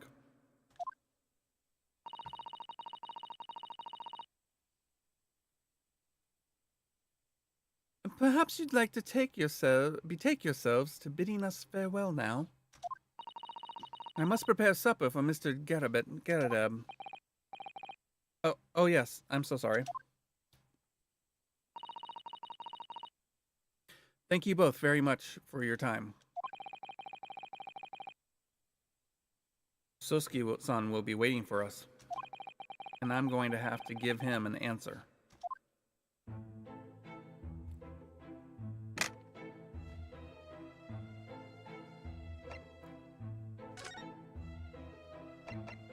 To the prison.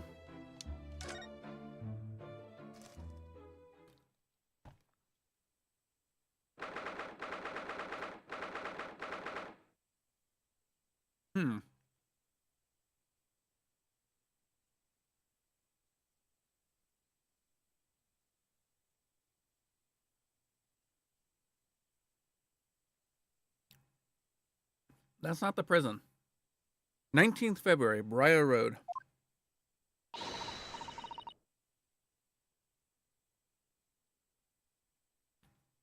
It's time, Mr. Naruhodo. We must hurry back to the prison.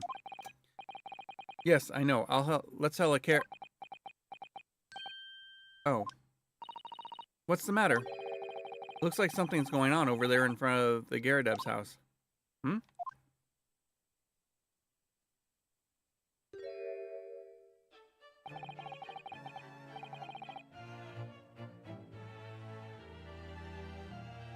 I know thee not, old man. Fall to thy prayers.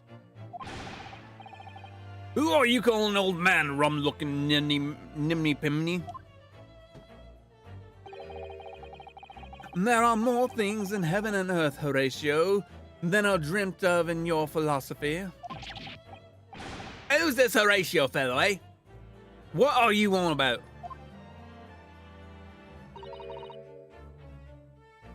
Excuse me. Hey, what the? Who are you? I'm sorry. It just looked as though there might be some problem here. And my associate here, Mr. Ryonosuke Naruhodo, is a lawyer, you see. Eh? A lawyer? What? If I can be of any assistance, I'd be happy to help. I'm from Japan, but I have studied English law. Fine, I'll be on my way for today. But you mark my words. This ain't over yet. Is everybody trying out for the Ginyu Force? Like, huh? Get thee to a nunnery.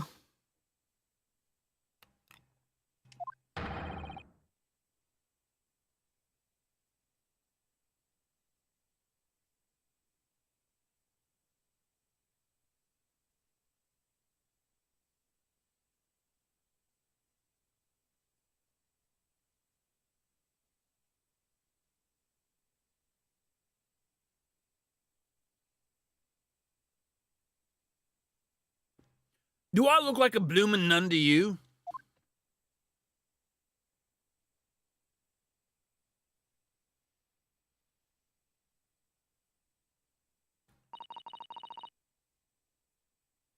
I do hope you're not injured. Oh, fair Eastern maiden, thou art so gentle, thank you. What was that all about? There are more things in heaven and Horatio. There are more things in heaven and earth, Horatio, than are dreamt of in your philosophy. I'm not Horatio either. Forgive the inquiry, sir, but are you a lodger here? In the Garadeb residence?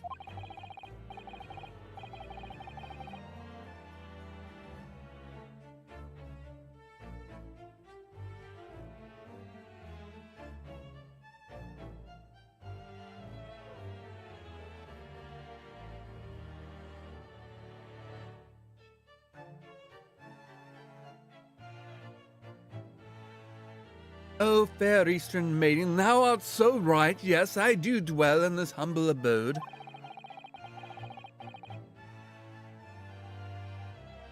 Mr. Garadeb mentioned that he had another lodger, didn't he? This must be the man. Do you happen to know the other lodger who lives on the first floor? Ah, yes, a gentleman named Natsume. Oh, more worthy of Pulmist in my battle of words, ne'er there could be. Ne'er could there be.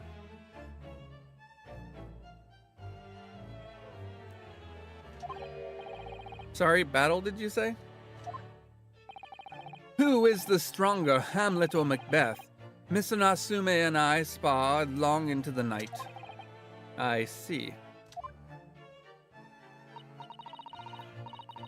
I don't fully understand, but it seems Mr. Natsume and this gentleman are acquaintances at least.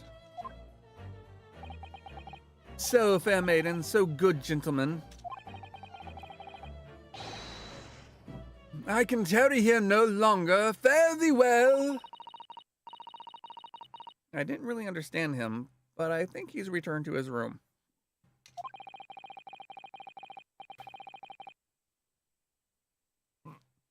It seems he's unaware of what happened to Mr. Natsume, so he can't really help us. I wonder if they play at the Globe.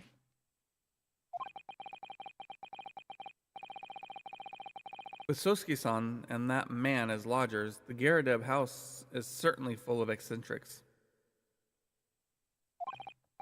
Anyway, I'll go find a carriage.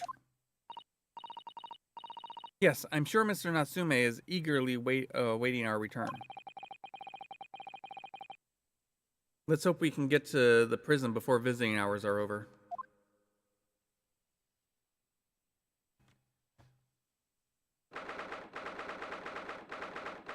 "19th February, 6:31 p.m. Local prison, cell 9.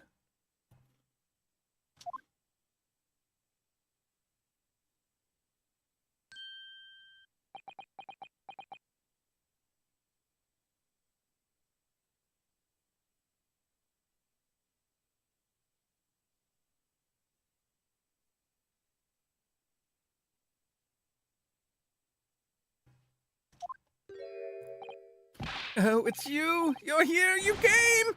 Locum student Mr. Naruhodo Esquire.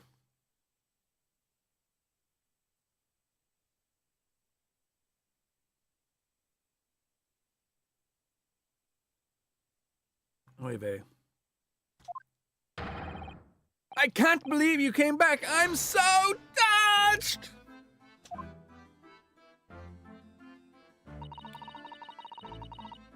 We are so sorry to have kept you waiting, Mr. Natsume. Oh, no, think nothing of it. Relax. If I were a cat, I would purr with pleasure at the company of such fine compatriots. Noble, nurturing, never-failing Nipponese!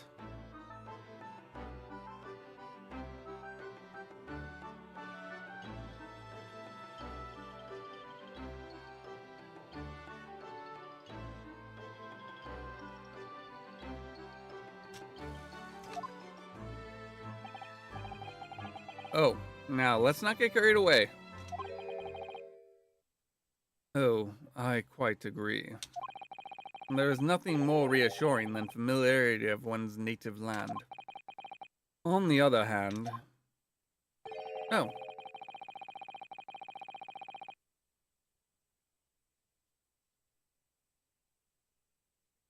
Well then. Interesting. It sounded so, it read so menacingly. But then again, I don't know yet.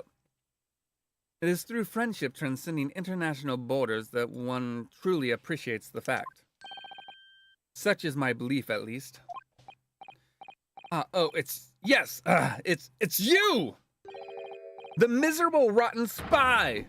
Herlock Sholmes. Mr. Sholmes. Mr. Sholmes, what are you doing here?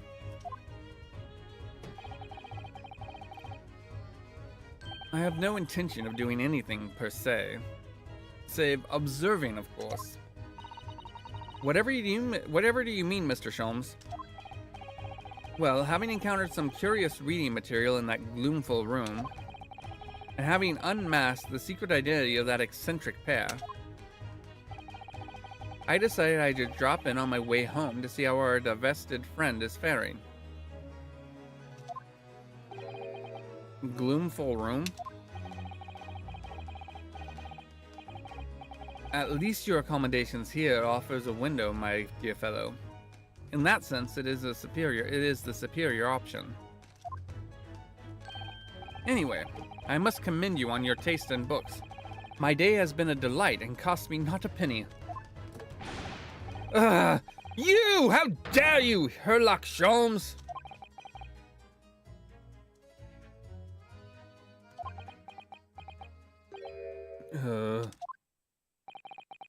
I've had it. I'm through.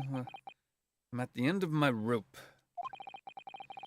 I should have never come to Great Britain. It was a terrible mistake. Haunted by spirits in those accursed lodgings. No doubt my luck will be cursed in tomorrow's trial as well. My whole life is bedamned!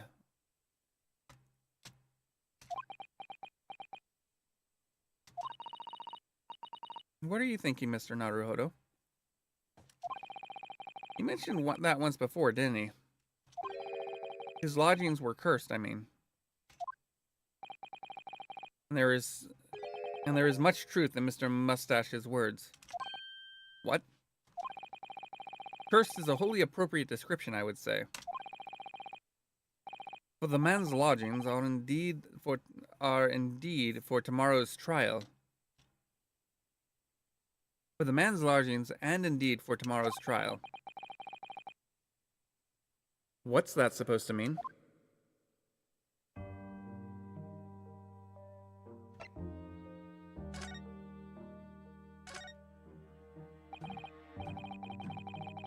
Mr. Natsume, what did you mean by what you said just now? About the trial tomorrow being cursed? Oh no. Why are you looking so grave? You're making me nervous. I was just getting carried away. That's all. I didn't mean anything by it. Oh, I see.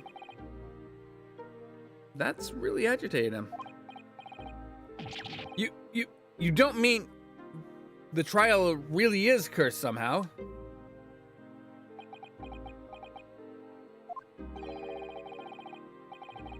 Are you referring to the prosecutor, the Reaper of the Bailey?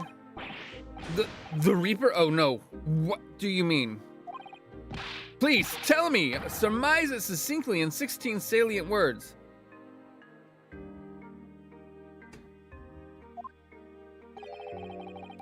No defendant has ever survived a trial. No defendant has ever survived a trial in which the Reaper stands for the prosecution. 1, 2, 3, 4, 5, 6, 7, 8, 9, 10, 11, 12, 13, 14, 15. Good job, Naruhodo. Oh my goodness! Can it really be true? That was 16 words exactly!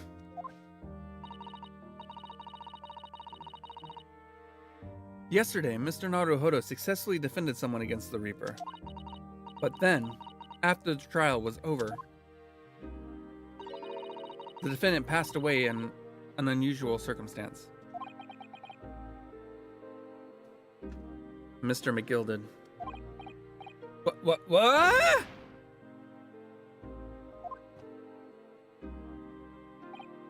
Ah, I am impressed, Mr. Sato. You have an eye for detail. Actually, the Lord Chief Justice told us. Mr. Sholmes, surely it can't be that. It can't be that having failed to have the accused convicted, Lord Van Zykes, or Van Zeeks, no Zykes, have established, I'm going to say Zykes because it's like yikes, killed the man himself. Oh no, he couldn't have, surely.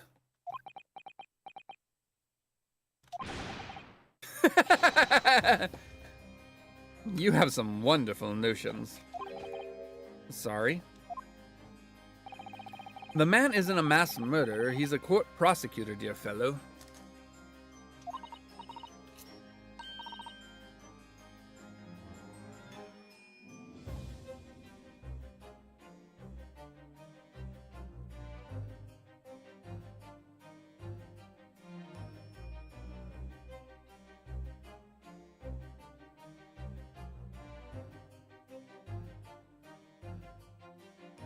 Oh yes, why of course he is.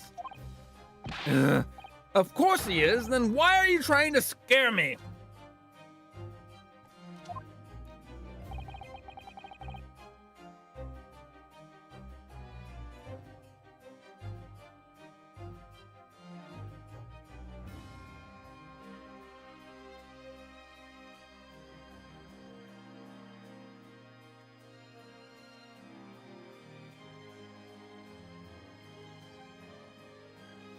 It's interesting that Sholmes doesn't have any form of idle animation.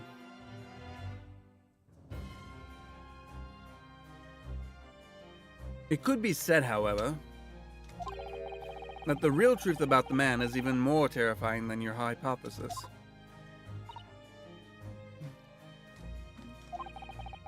What on earth do you mean by that?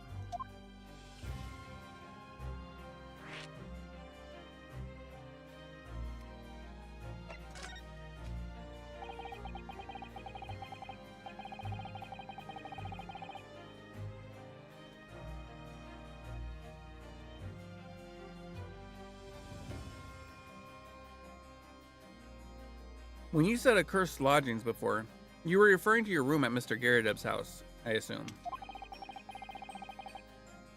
Do you mean to say you believe the place is cursed? It's been a year now since I came to Great Britain. But I'd only been in London for a week before I started noticing strange feelings in myself. That didn't take long, then. Everywhere I looked, there were foreign faces staring at me, laughing behind my back.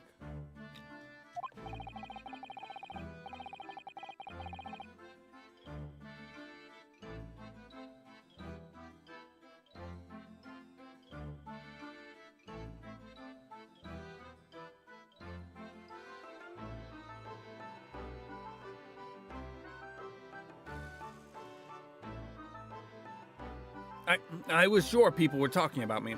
I started to become nervous about going outside. They were always staring at me, all the time, from dawn till dusk.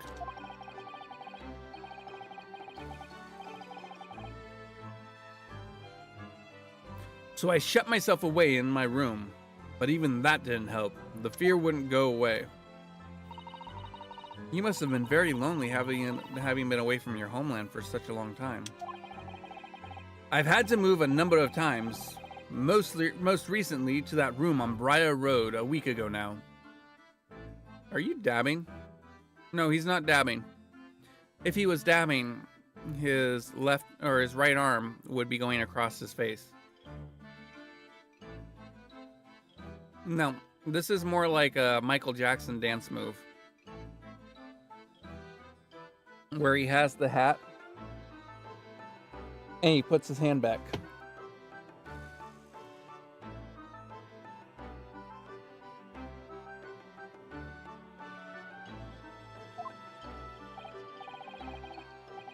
Yes, why did you choose there? It seems a little inconvenient. The rent is cheap. I have so little money, it appealed to me straight away. Of course, I asked why it was so affordable. The landlord just simpered and said, The room is cursed. Oops. He quickly tried to cover his mistake, but it was too late, so I told him. If you have something to say, then say it, but if not, don't mention it in the first place. Yes, well said. But it was true. It was all true. It's true. You mean the room really is cursed then? Ever since I moved to that windowless hellhole, my sleep has been plagued with nightmares. I awake feeling as though I'm being choked to death. And in my waking hours, people are stabbed in front of me as I walk down the street.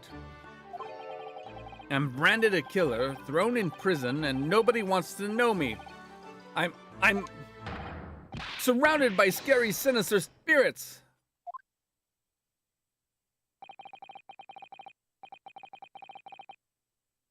If only there was someone, just one person on my side. Can no one find it in his or her heart to believe in me? Really, no one at all?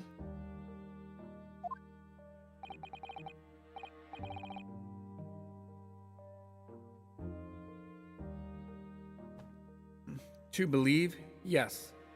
To believe.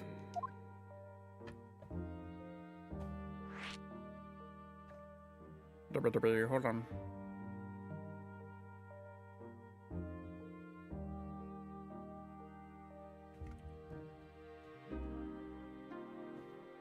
All right, now we'll go to the Reaper.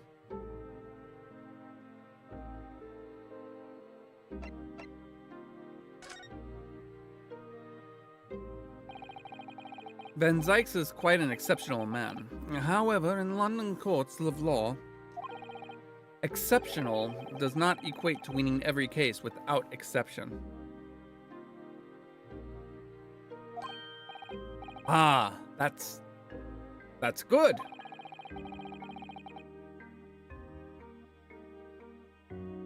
Sosuke-san looks like he's about to cry tears of joy.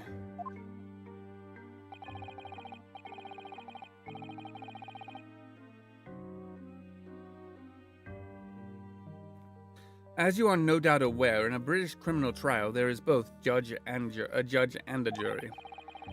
The judge officiates based on the letter of the law, while the jury offers public opinion and common sense.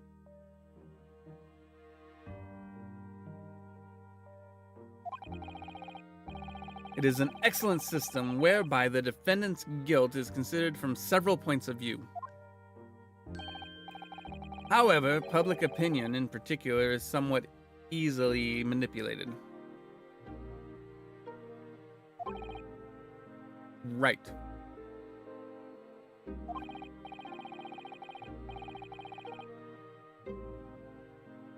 Criminals and corrupt lawyers, for that matter, can use it to their advantage. By any means at their disposal, contriving evidence, calling impostors as witnesses, and so on. By such underhanded means, those who would want to are able to sway the jury. Which means that even in the light of irrefutable evidence, the prosecution can fail.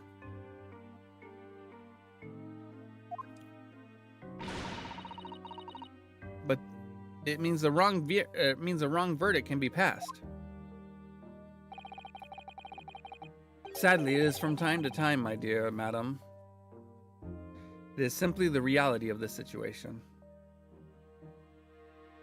I mean, the fact of the matter is, even without having the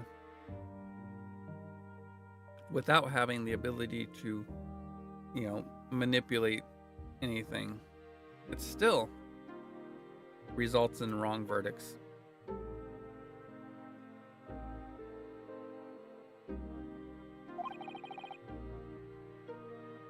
And that's all right? No, it's not. However, those indicted by Lord Van Zykes cannot escape justice. Their fate is sealed. Oh my. Though the adjudication may seem to leave the courtroom with their freedom, Within months, they all disappear. It is most striking. Disappear? But how? By all manner of misfortune, sir. Perhaps they are trampled under a passing carriage. Perhaps they fall into the Thames and drown. I'm sorry. I don't know why the British spell things the way they do. It's the Thames, not the Thames. But what can you do?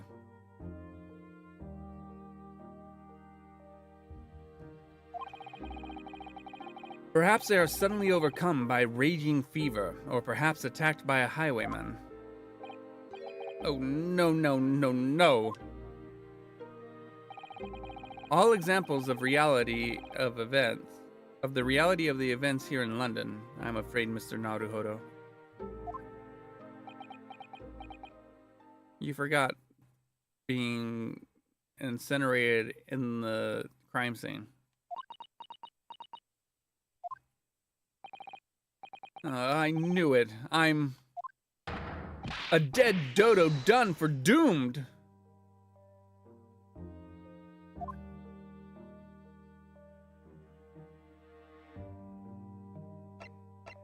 To believe or not to believe, that is the question.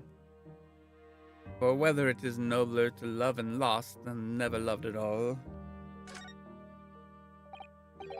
Mr. Sholmes. Me, Mr. Naruhodo. Pray, what can I do for you? It's about the case on the SS Buria, if you recall. The Buria. That case, the one with the snake. Well, yes. Despite the fact that there was no snake. Oh, wait, no, there was one snake. That's right. There was one snake. It was the pet of the head seaman. At the time, I was the suspect, but you believed in me and listened to my side of the story. And you helped us to investigate. I did I? Interesting. What I want to know is why. Why did you believe me? I see, yes, you mean because you were a grimly dressed, shady Eastern fellow found with the victim in a locked room. Well, if you like, yes. I'm a little surprised by the answer. I'm a little surprised the answer requires an explanation, my dear fellow. It's quite simple, really. You said it. You said I didn't do it. But I could have been lying. Surely you must have had your doubts. You must have suspected me a little.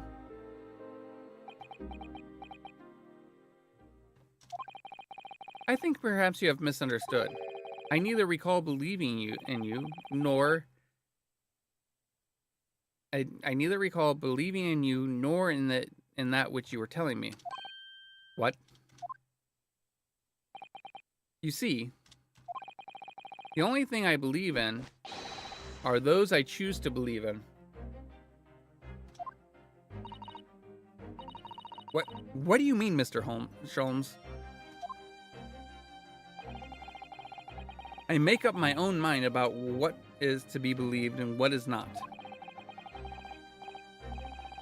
If I should like to believe something, I do. The circumstances can hang as far as I'm concerned. But I could have betrayed your trust. In that case, I should have made an elementary error of judgment, nothing more.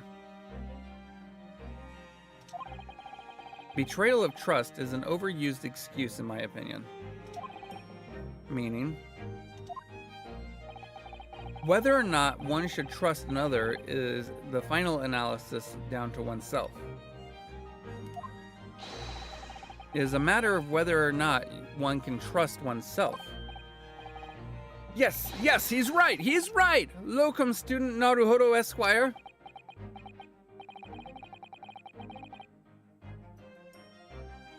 Whether or not I can believe myself.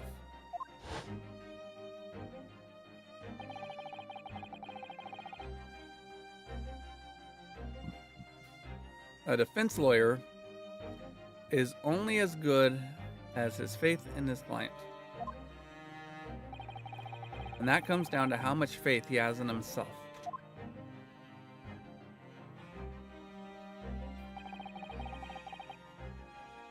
You are so right, Kazuma.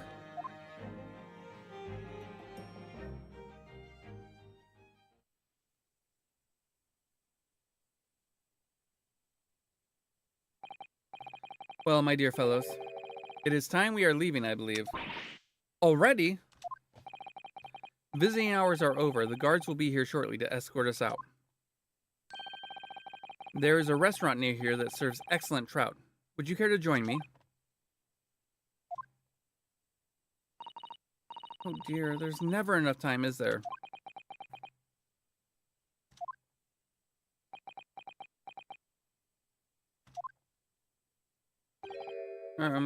Mr. Natsume? If you'd like, in the trial tomorrow, I'd be happy to represent you.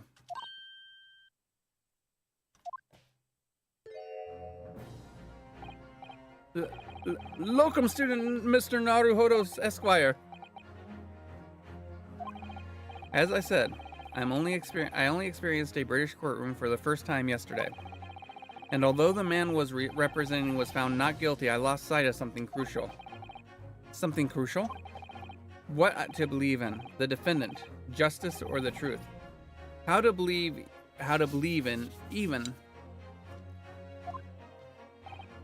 But I think I'm finally worked it out. I've decided I must believe in myself above all else. To trust my instincts. Mr. Naruhodo? And my instincts are telling me that you, Mr. Natsume, are innocent of this crime. And it's imperative that we prove that in court. Locum student Mr. Naruhodo Esquire. I will fight for your innocence until the bitter end with every weapon available to me, including this katana. So I hope you'll permit me to represent you tomorrow.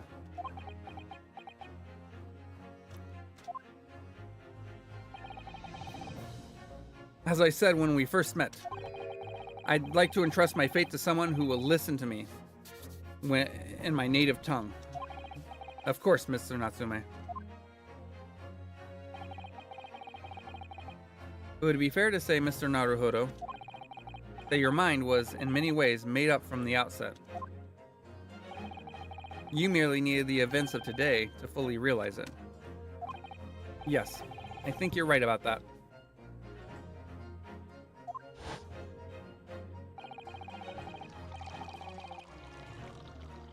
It's been a roundabout journey, but I got there in the end.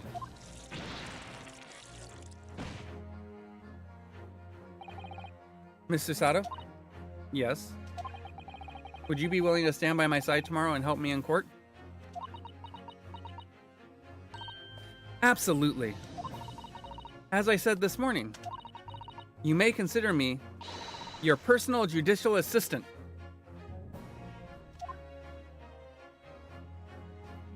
I am warming the metal shaft of this drill bit as a hand warmer. The shocking events of yesterday's trial still weigh heavily on my mind. But it's time to stop looking backwards. Kazuma believed in me, and Mr. Sholmes believes in me too now too. So it's time. Time that I learned to believe in myself. Sosuke-san has no one.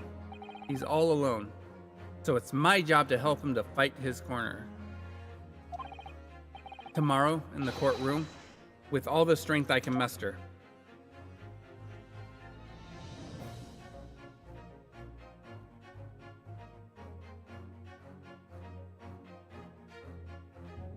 Alright, so here's the question. Because I don't know... Well, no, it's an hour and a half. Never mind. I retract the non-existent question.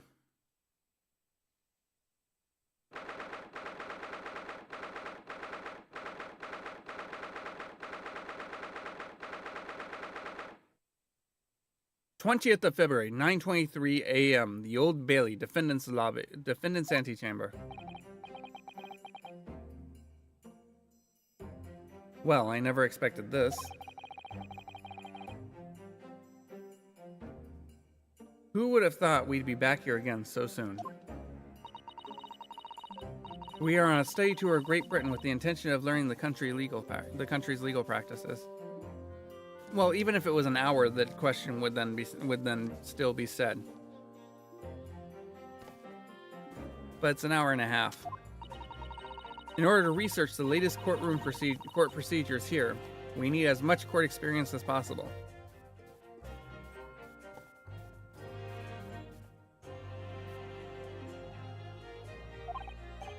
Well, yes, I suppose that's true, but for the person in the dock, it may well be his or her one and only time in court.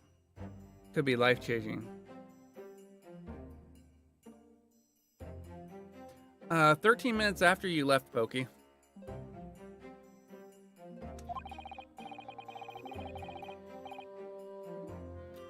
In which case, treating it as research may seem a little crass. Oh, when you put it like that. Ha! So it was my fault, I understand. I don't think so, Pokey. Back to the trash can. No, I don't think it was your fault.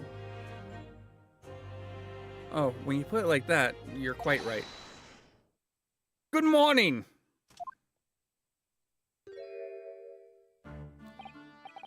Ah, Mr. Natsume. Good morning. So here's a question. With one of your raid people gone, are you still going to be raiding for the next week or so? Oh dear, are you alright? Your eyes are terribly bloodshot. The early bird catches the worm, as they say here in Britain. Yes, I've heard that expression. But I really don't want to catch a worm. So I desperately tried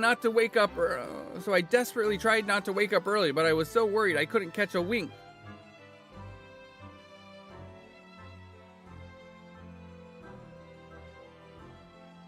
I don't like to roast people, Pokey. At least it's not something that comes naturally. And when it does happen, I take things too far.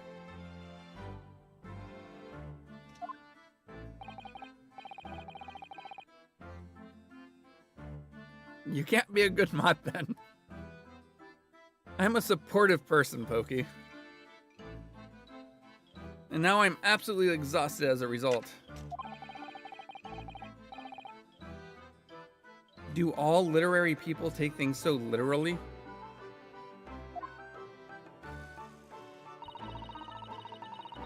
Thanks for putting your faith in us today, Mr. Natsume.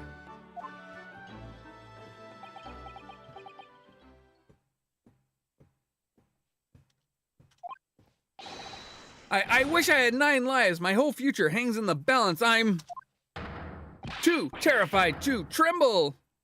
You seem to be doing a pretty good job of trembling right there.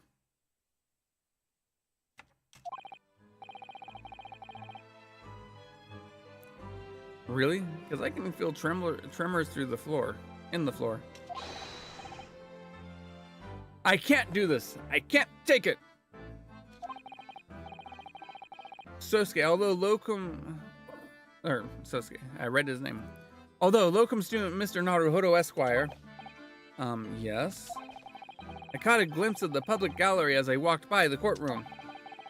It looked like the opening night of the opera. There were so many people. I had no idea my case was such a notorious affair here in London. Oh, neither did I.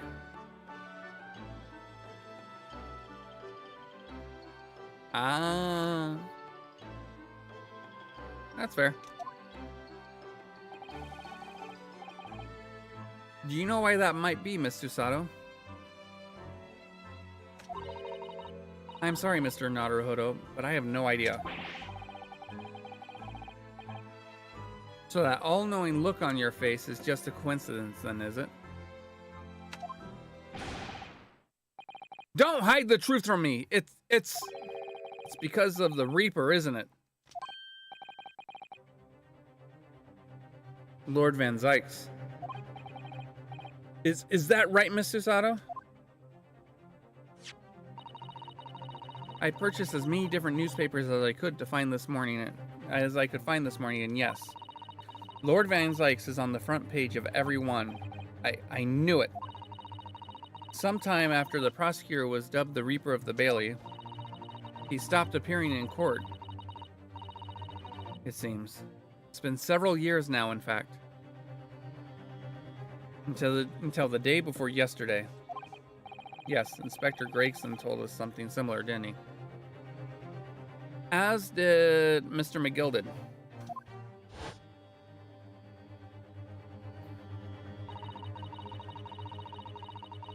The trial 2 days ago marked Lord Van Zykes' return to the courtroom after a very long hiatus.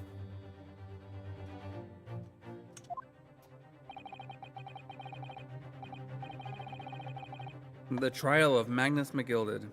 Ugh, what a harrowing experience that was.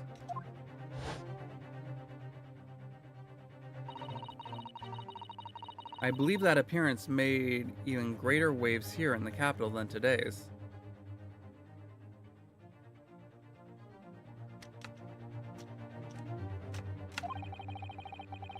But we wouldn't have realized, of course, having only just arrived in the country.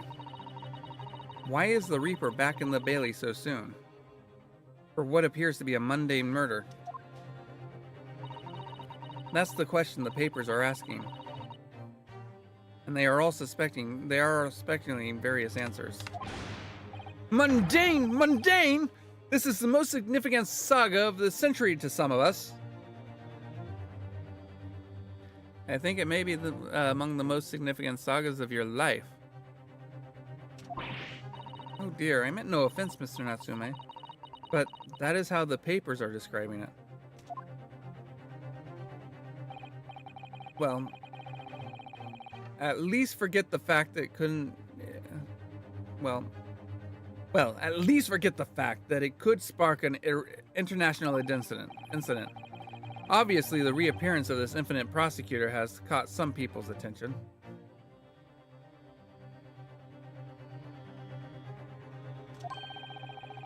But there's another blatant similarity with the trial of 2 days ago. Yes, I agree. Locum student Mr. Naruhodo Esquire. It's you! Me? Well, I suppose that's true. Both times it is you who stands against this legendary prosecutor. It can only mean that you're friends with the Reaper!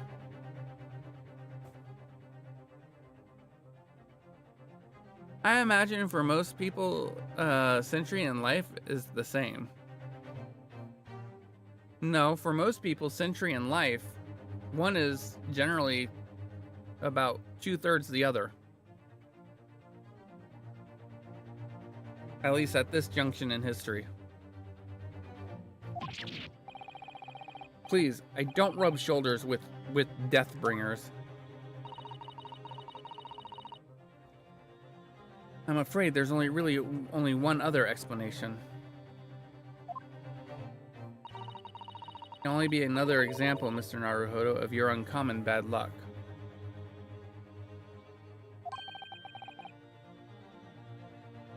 Thanks for that. Oh, this is just my luck. Why must I be represented by a man with such a frail fortune? With such frail fortune. By the least lucky lawyer alive! Well, let's not forget that it was you, Mr. Natsume, who asked me to represent you.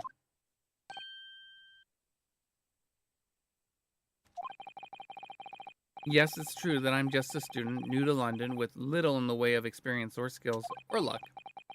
But I promise you this. I will fight your corner until the bitter end, and I will believe in you, Mr. Natsume. Oh, benevolent locum student, Mr. Naruhodo Esquire. You're not alone here with us, Mr. Natsume. Whatever happens, we will always be on your side. Oh, benevolent non-locum assistant Miss Mikotoba Esquires.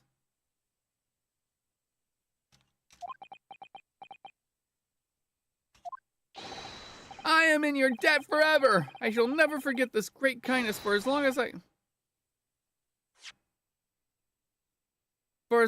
live. Mr. Natsume, counsel for the defense. The court session is about to begin. Kindly make your way to the courtroom at once.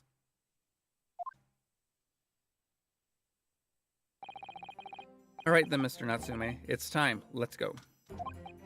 Yes!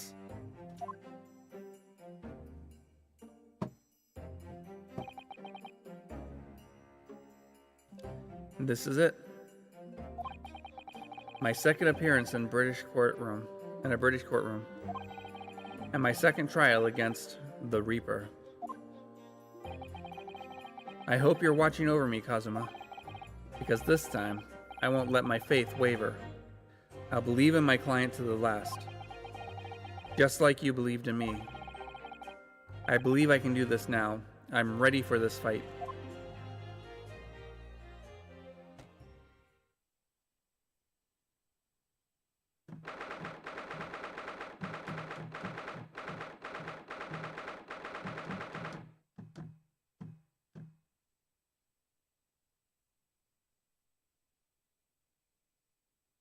'20th of February, 10 a.m., the Old Bailey courtroom.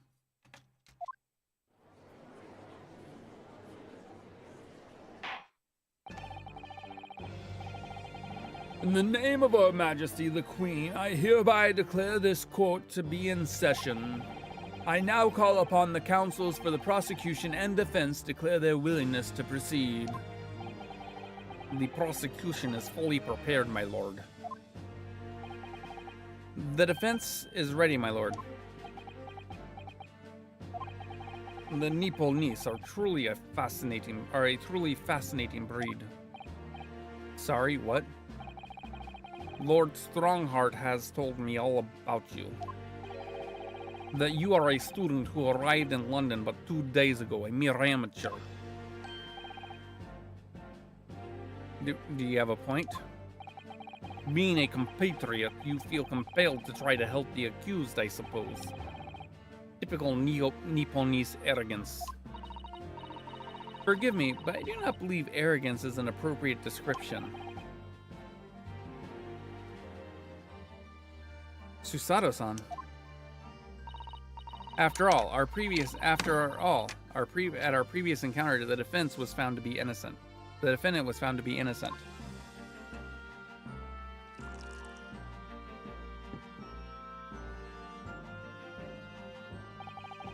Very true.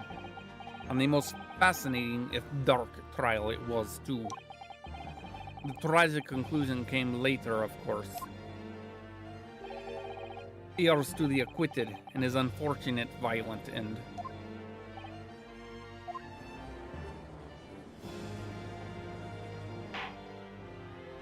And let us now meet the jurors. Thank you, counsel. I see both sides are in fine fettle. Now, ladies and gentlemen of the jury, are you ready to carry out your duties here in court as impartial members of the public? Oh, God.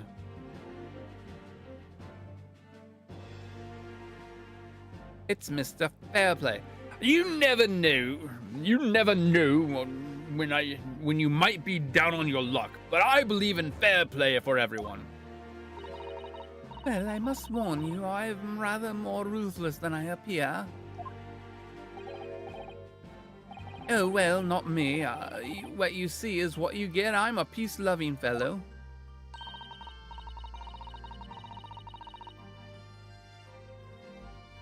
Well, I don't know. I'm afraid to say I think it's quite possible that the mustached foreigner did the deed. Come on! What are we waiting for? No doubt he did it anyway. I'm sorry, I didn't quite catch that. Very well, let us proceed.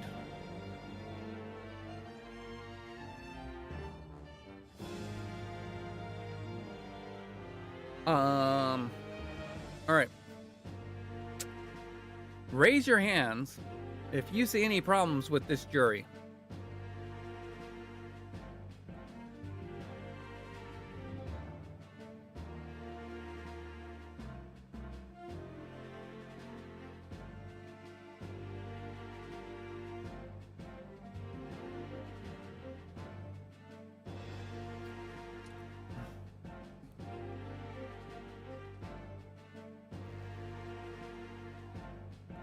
I guess I'm the only one that sees a problem. Or things are very slow. I don't know. But we have one Mr. Fairplay who should have been excused because of his history with Naruhodo. And then there is, let me go to Descartes record real quick because I can't remember her name. Geradeb, Mrs. Geradeb, who is the accused's landlady.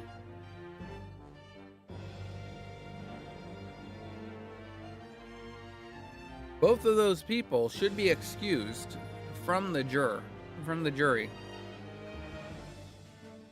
as they quite clearly and succinctly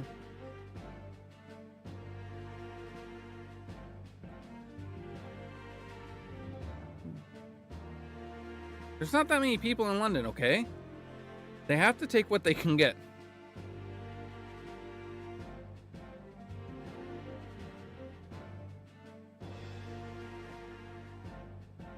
You say so.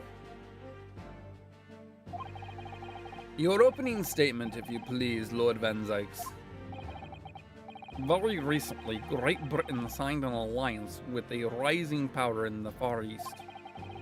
The accused in the dock today is a student from that same land, a certain Mr. Sosuke Natsume. And while our country has extended this foreign student the warmest of welcomes, regrettably, the kindness has not been returned. In fact, the student is accused of a most sinister act. Of plunging a knife into the back of an innocent woman who was doing nothing but walking down the street. A knife crime? I tell you from the bitter experience, those are the worst, bloody oath they are. Just look at that sallow complexion and short stature. He's one of those dreadful Japanese. Come on, let's get this over with. Now, everyone, 1, 2, 3. Sorry, didn't quite catch that. Pray, forgive this discourtesy of smashing my hollow chalice here in this great chamber. Allow me to call the first witness to the stand. Very well. Bailiff, lead the inspector in, please.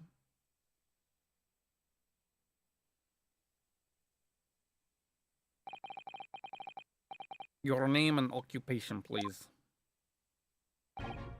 Yes, sir. Tobias Gregson, Detective Inspector at Scotland Yard. Would you please summarize the events of this case for the court, Inspector?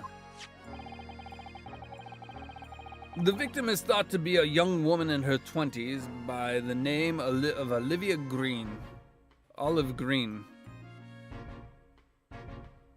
Really, Olive Green, okay. I beg your pardon, Inspector. Thought to be.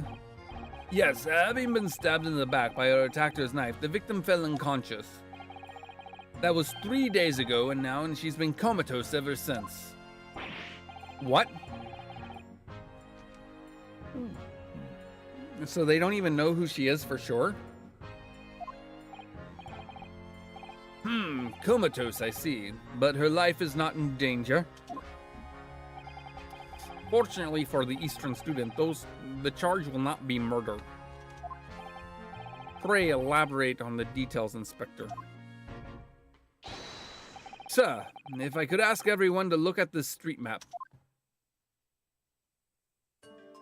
If only we had gotten a chance to actually examine the crime scene. As I mentioned, the incident took place 3 days ago at the... Too many voices. My head cannot keep them all straight. As I mentioned, the incident took place 3 days ago at around 5 in the afternoon.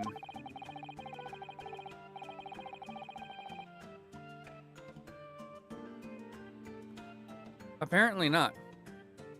It happened on the pavement running alongside Briar Road, a wide thoroughfare for horse-drawn vehicles.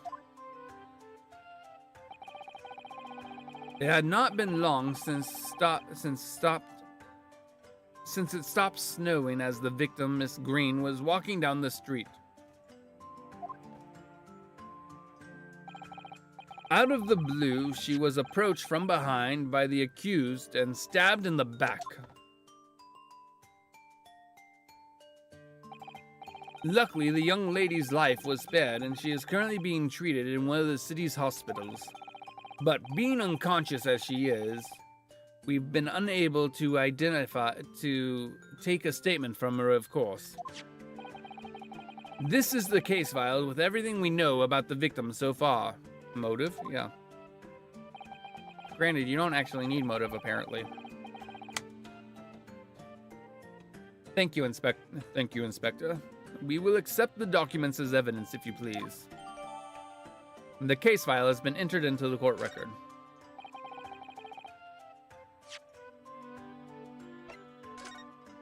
Young woman rendered unconscious following a stab wound to the back. Olive green, female, stout built, early 20s. Pavement of Briar Road, east side. Officer Raleigh B.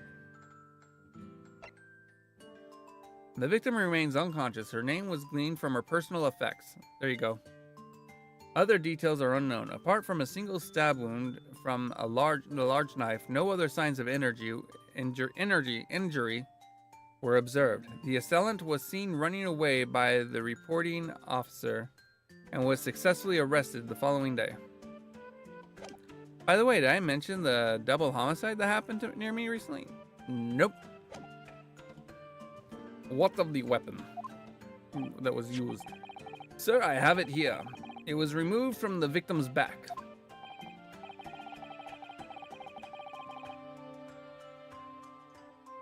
Ouch. That big thing is starting to make me scared to walk down the street now.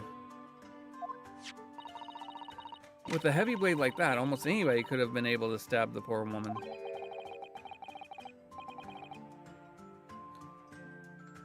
Even the scragged-looking Susuke-san, I suppose.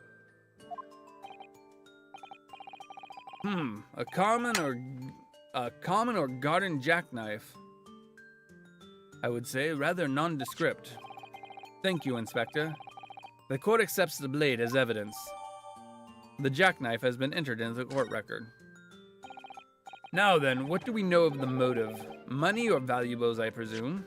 There you go, Pokey.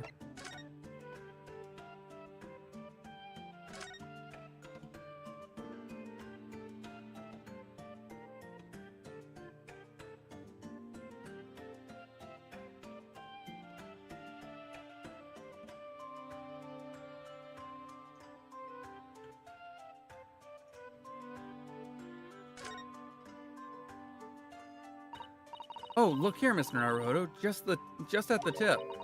A small piece of blade appears to be missing. You're right. Well spotted, Miss Susato. I wonder what could have happened to it. Yes.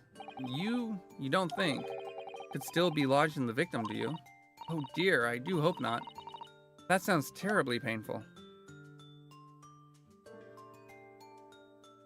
Is there anything else of...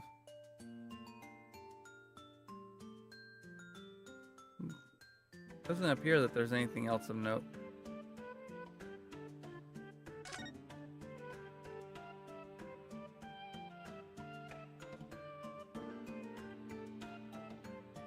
boyfriend stabbed his girlfriend and an elderly person she was caring for after an argument at her apartment and set the bed sheets on fire to try to conceal the evidence. Wow.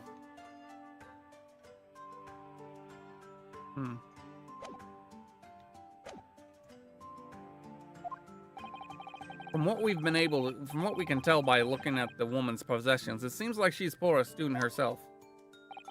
Hard to imagine, you know, the wrong voice. Hard to imagine she would have anything much worth pinching, my lord. I see. Well, in that case, what are we looking at? Are we looking at some deep-seated resentment towards the victim? I'm afraid I couldn't say. Apart from visiting secondhand bookshops, the defendant, Mr. Natsume, doesn't appear to get out much. At this moment in time, we haven't been able to establish any sort of connection between him and the victim. Yes!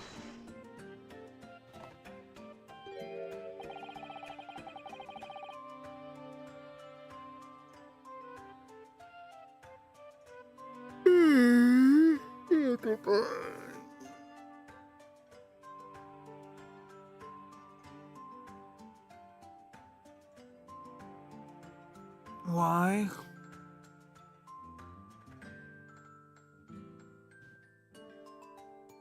If theft and grievance had been ruled out as the motive, what reason could Mr. Natsume possibly have had for stabbing the young woman? Yet you arrested the man in spite of that, in a totally unjustified and heavily handed way. Objection! Objection. Pray forgive the discourtesy of flinging my freshly uncorked bottle into the public gallery. But your words have soured its hollowed bouquet. For it is you, my learned friend, who is being heavy-handed here. What? Scotland Yard. Oh my gosh. Scotland Yard does not arrest people. Oh, I do not drink wine. Scotland Yard does not arrest people without good cause. That should be beyond question. I suddenly have lost his voice. Oh my god.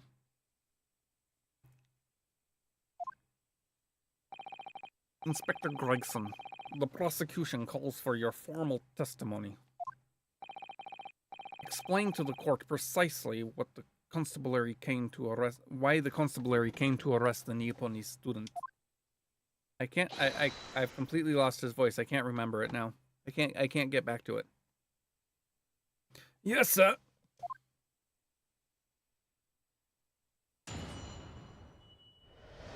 Witness testimony, Mr. Natsume's arrest. As I said, it was 5 o'clock in the afternoon when the incident occurred and there was an unusually light fog.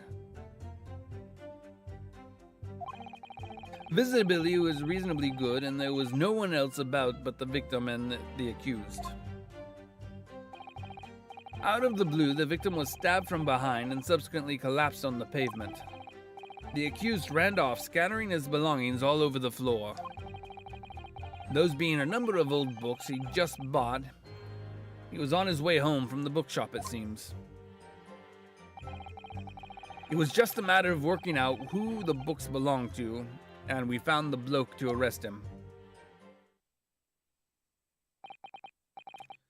Old books, you say?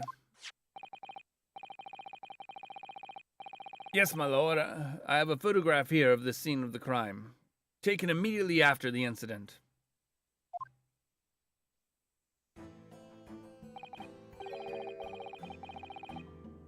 Ah, yes, I can clearly see the books to which you are referring.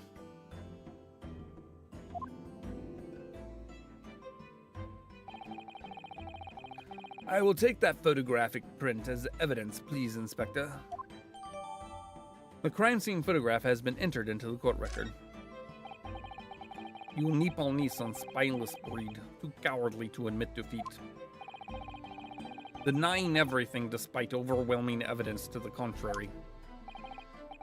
Well, forgive me, Lord Van Zykes, but the defendant is not denying everything as you put it. What are you doing, Mr. Sato? Do go on.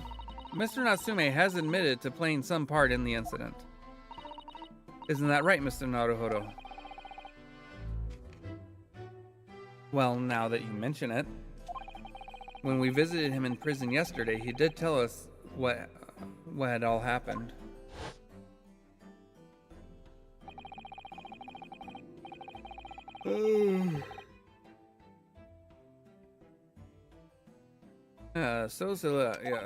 A woman wearing a green overcoat. She was,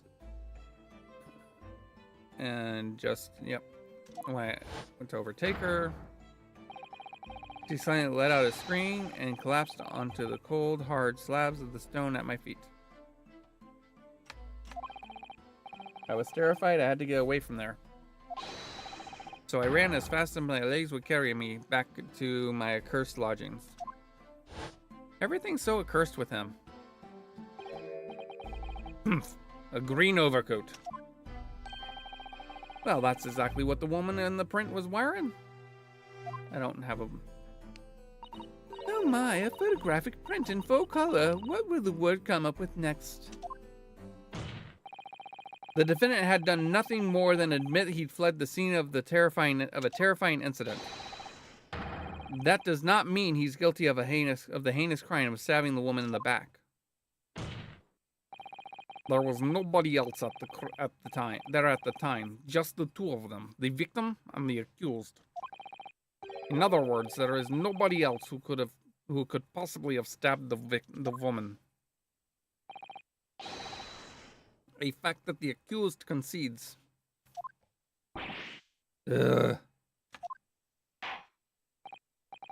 It seems this cross-examination could prove to be pivotal. It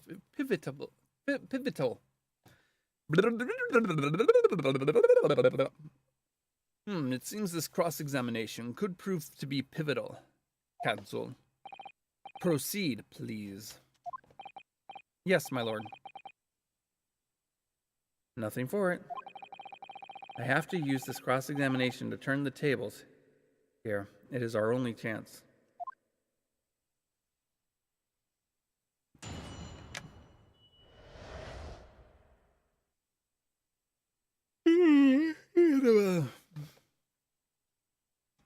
All right. Hold it!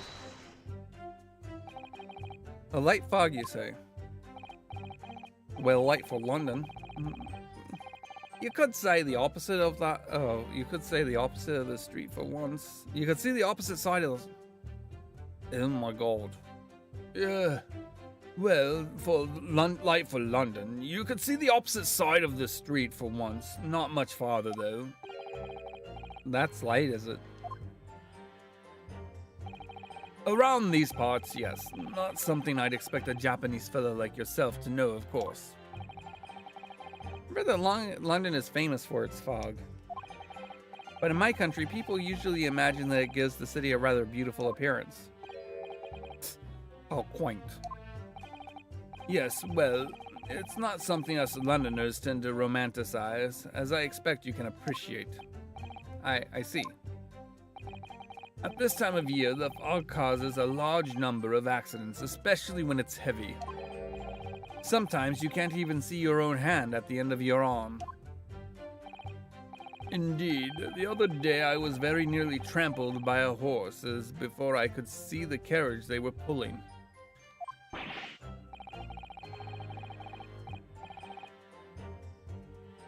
Susato-san and I should definitely remember to stop, look, and listen. However, on the day that concerns us, the fog was somewhat lighter than usual. A fact no doubt lamented by the accused.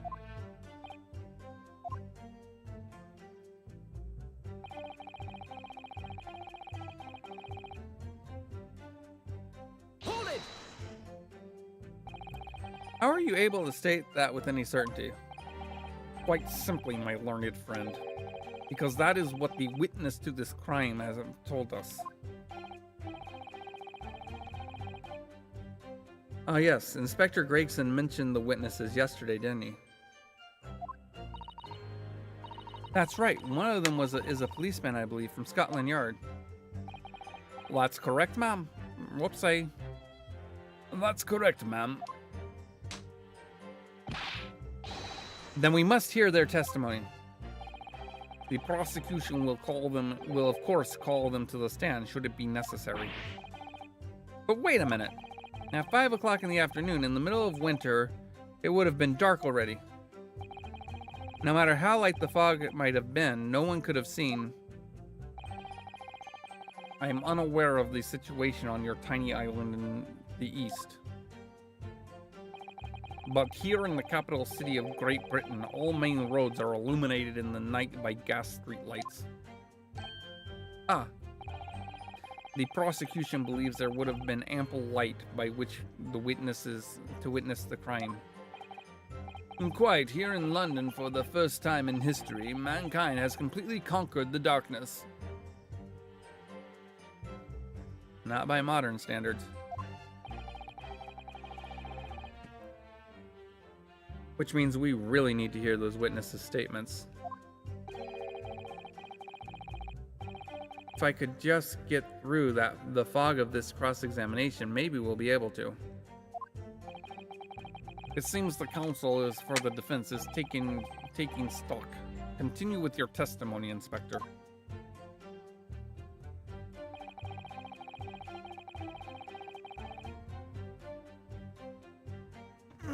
Stretch. Hold it!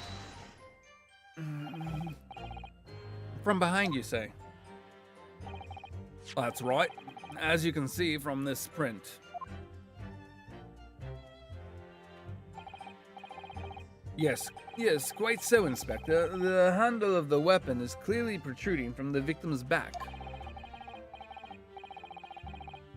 And you say this poor woman, Miss Green, remains in critical condition, comatose no less. I'm afraid so, my lord. I'm afraid so, my lord. She's being treated at Bart's. Oh my gosh. Why am I having such a hard time? If Sailor Moon was British, I bet her theme song would be Fighting Evil by Gaslight. Fighting Evil by Gaslight.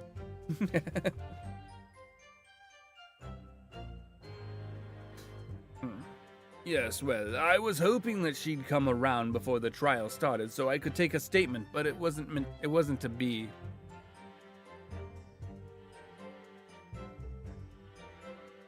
Do you also think that pocket knife wouldn't graze her? As in it's too short to poke through the coat?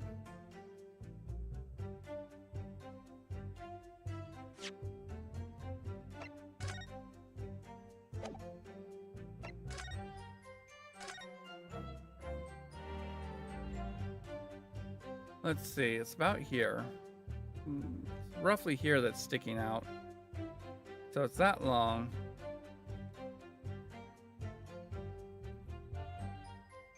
I don't know, I think that would definitely get through. I can't find anything out about this place.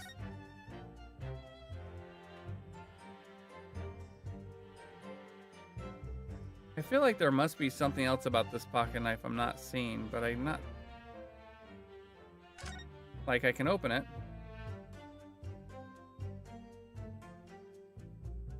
It has a broken tip.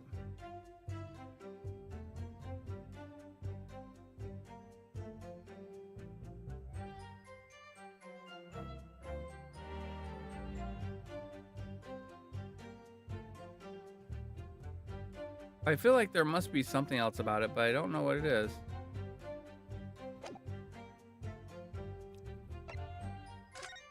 But no, I think that could absolutely manage to pierce all the way through. But the thing that sticks out to me is when was the tip broken? I was hopeful she'd come up. Okay, yeah.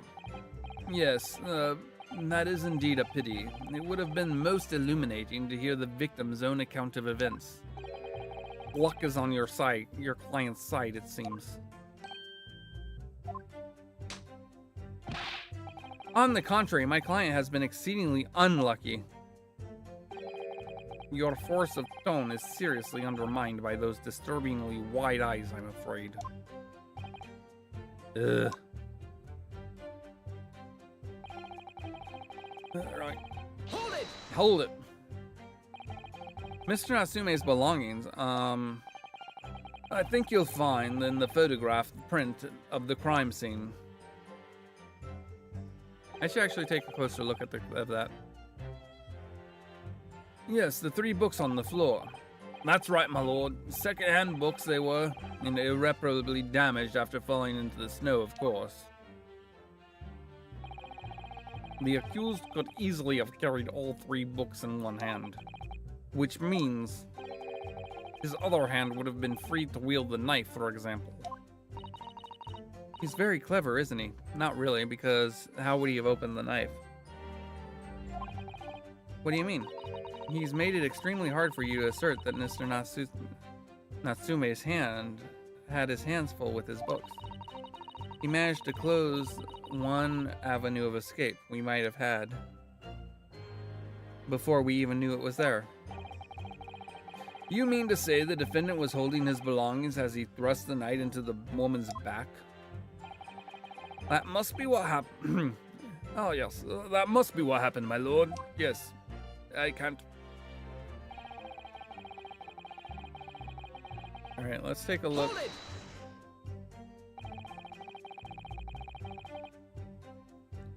All right, let's take a look at the print and see if there's anything I can glean.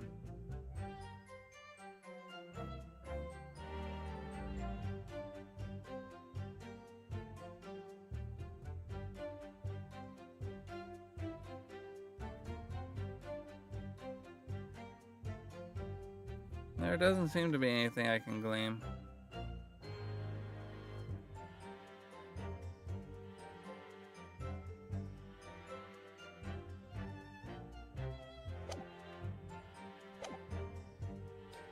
The defendant apparently visits a secondhand bookshop on a daily basis. Yes, so I understand. A shop full of old English literature. I commend the accused on the lofty subject matter of his scholarly attention. The bloke's room was stacked floor to ceiling with those musty old books. Can you tell us more about the bookshop in question, please, Inspector? Well, if I must, I'll have to ask you to look at the street map again, I'm afraid.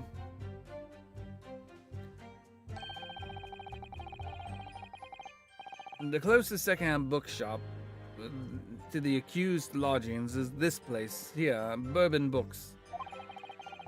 A little place on the corner of Briar Road and Mearsham Street. I don't know if I'm saying that correct. As it happens, the accused is currently living in lodgings on the other side of Briar Road at the opposite end. Which means it doesn't take a genius to work out the route he would have taken home.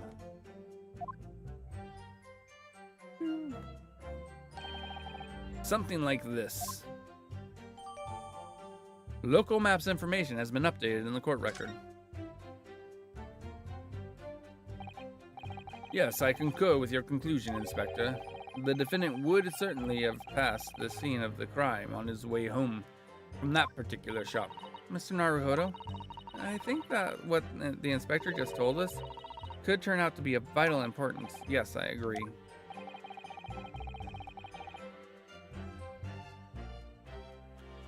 The most important point of the inspector just made being the location, I would presume.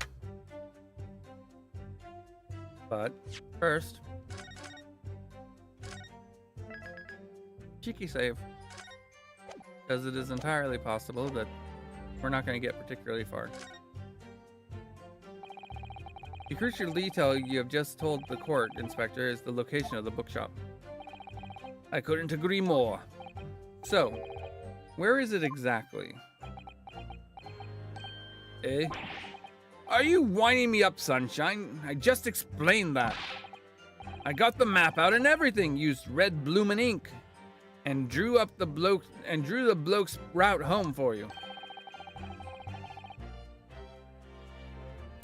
And I distinctly remember you nodding along, Counsel. Oh, yes, of course. I must have been so nervous I didn't take it in. Yeah. The blunder of the day goes to you, my learned friend. No, not yet. The trial's only just begun after all. Mr. Naruhodo, I would strongly advise you look carefully through the court record at this stage. Yes, miss, at once, miss. Sorry I made a mistake, miss. Alright, so... what is that? Oh, I didn't see the receipt. For the sum of 2 shillings, send it in receipt of the picture of Monsieur Lecoq, a Mel of Gabro, and Canterbury Yearnings.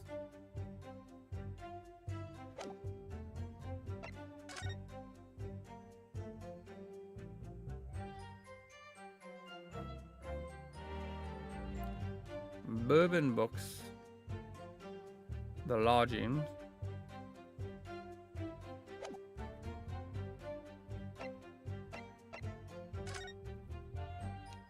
I'd really like to actually look at the receipt the way it's actually written, you know?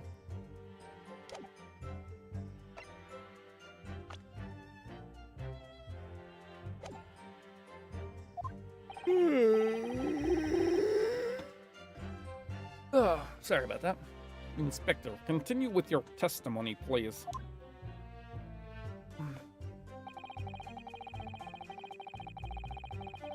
Hold it!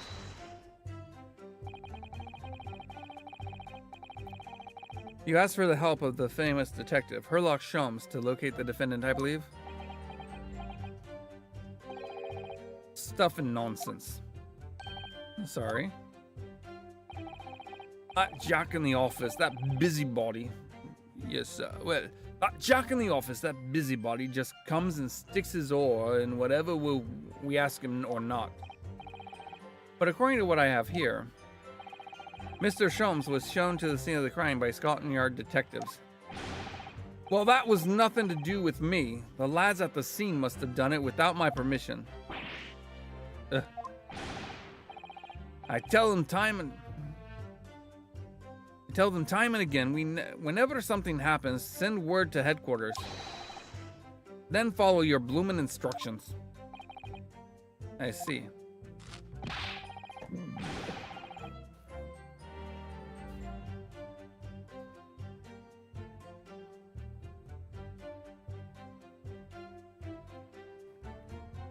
I say, if that meddler gets his hands on any of the details, we'll all be able to read it.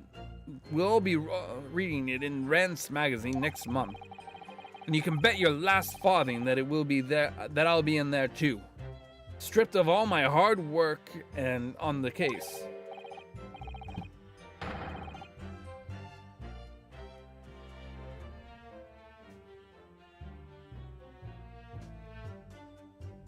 Yes, Mr. Sholmes. No, Mr. Sholmes. Aren't you clever, Mr. Sholmes? That's all the thanks I'll be getting. Inspector. If the man is proving detrimental to the yard's activities, perhaps I should step in and deal with him. Ah!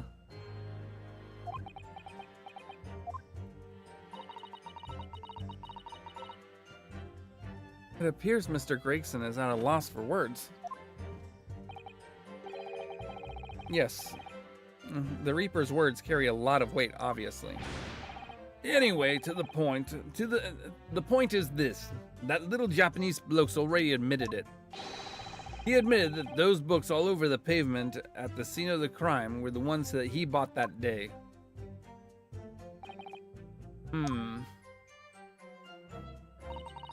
What do you think, Mr. Naruhodo?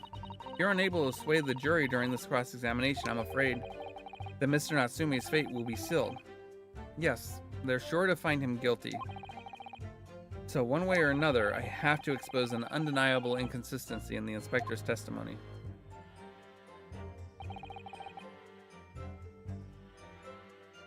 Okay. Alright, let's take a look.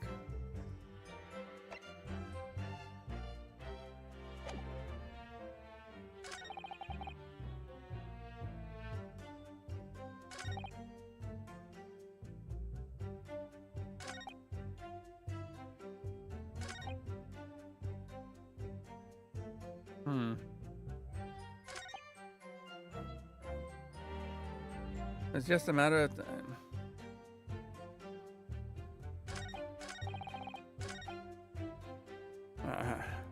Hold it! Okay, let's see. From behind, you say? That's right, as you can see from this print. Can't tell which way.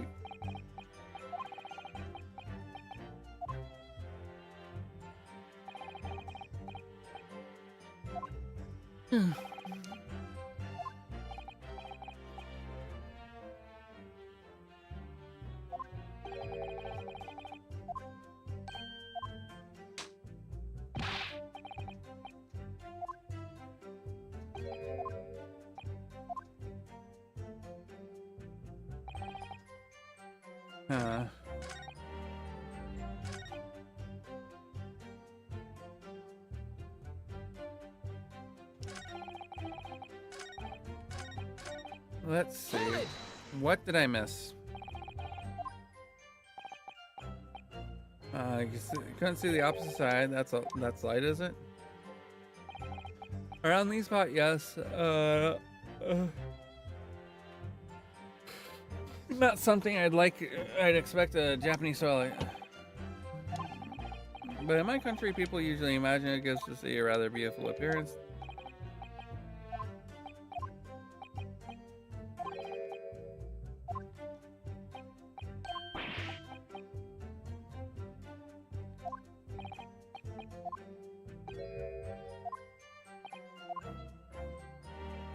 Okay, so it's not that. The visibility was reasonably good. There was no one else but the victim and the accused. Out of the blue, the victim stabbed the accused from behind.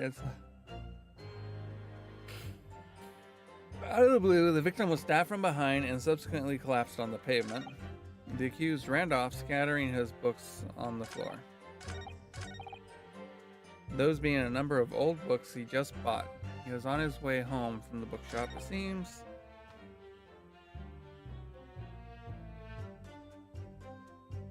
What's the matter? It was just a matter of working out who the books belonged to, and we found the bloke and arrested him. Okay. Hold it! Not what I meant to do. Sorry.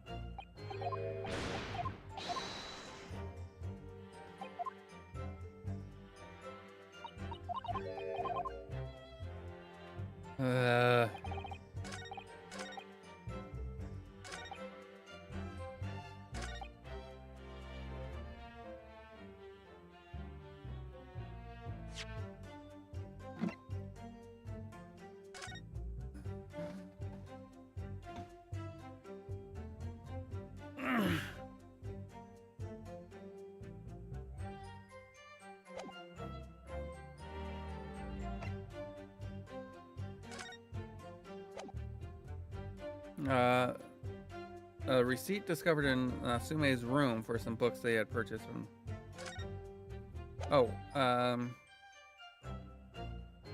Before the incident occurred.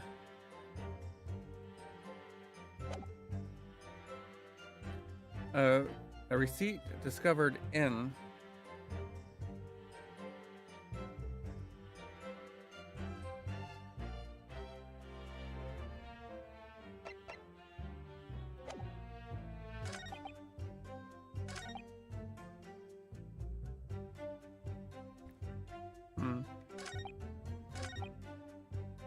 Is that the inconsistency they're looking for?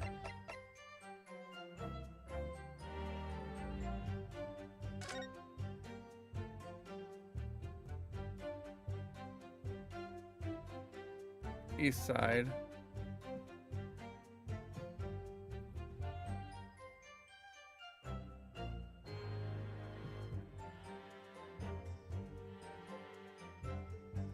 Hmm.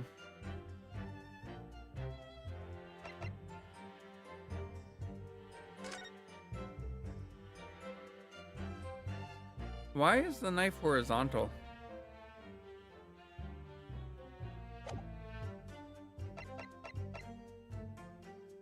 I don't think that's what they're looking for.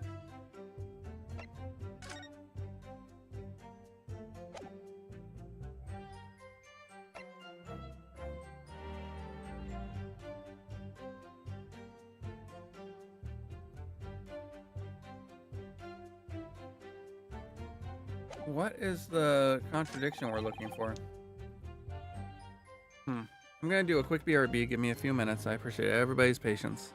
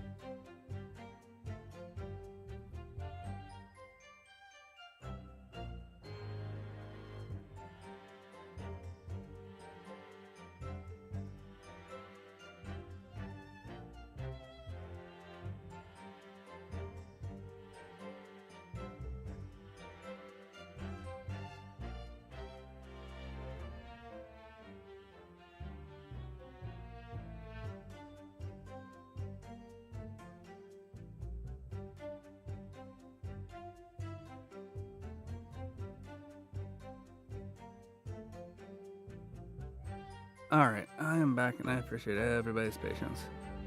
I promise I wasn't looking up answers or anything like that. My phone was here. So, alright. So let's get back to this. What is the contradiction we're looking for? Out of the blue, the victim was stabbed. Hold it! I see. Oh yeah, we already looked at this.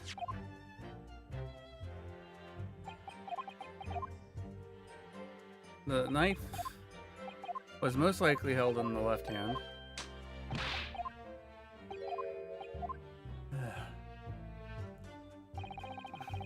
What is the right thing here? 5 o'clock in the afternoon.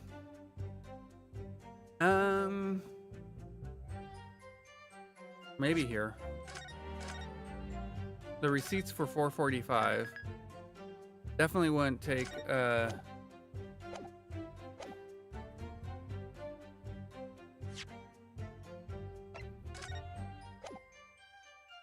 want to check something.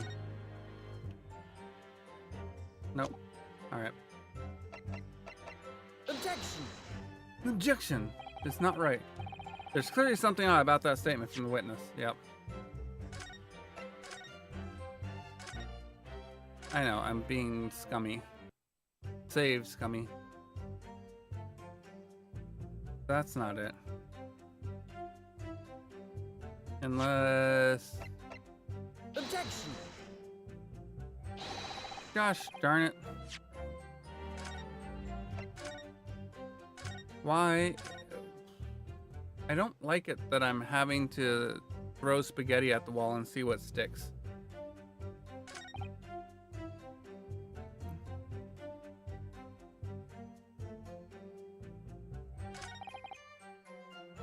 Out of the blue, the victim was stabbed from behind and subsequently collapsed on the pavement. The accused ran off, scattering his belongings on the floor.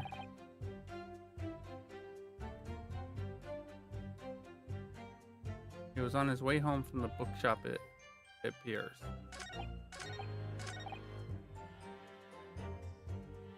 Hold it! Are you able to say to make that with any certainty? Quite simply, my little friend. Because that is what the witnesses to the crime have told us. Ah, yes. Inspector Grayson, Mr. Yeah.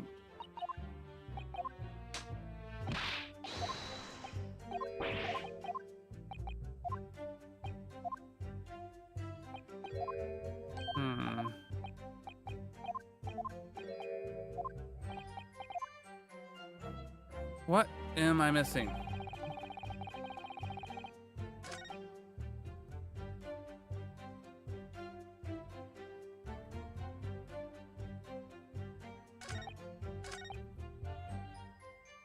What is the thing I'm missing here? Like, we have 3 books, a bag. I can't identify the books. So I can't tell if they're these 3 books or not. It definitely wouldn't be a 15-minute walk from here to here.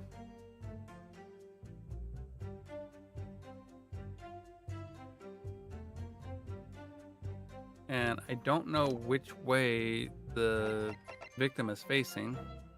Whether the victim is facing north or yeah, north or south. If the victim is facing north, then it wasn't. Yeah.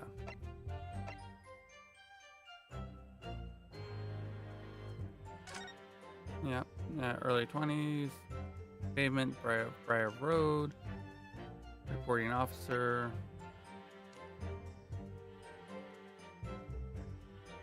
The assailant was seen running away. And was successfully by the reporting officer.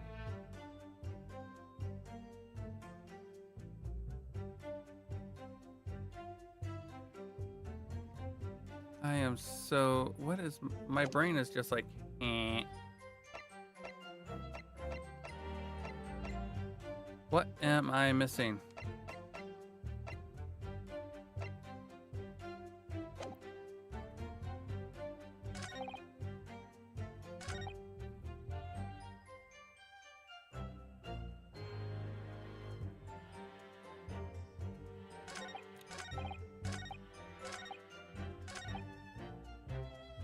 Well, as I said, the 5 o'clock, but I tried that.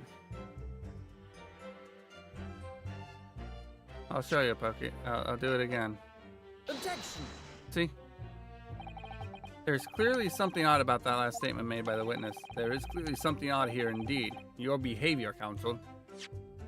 So there you go.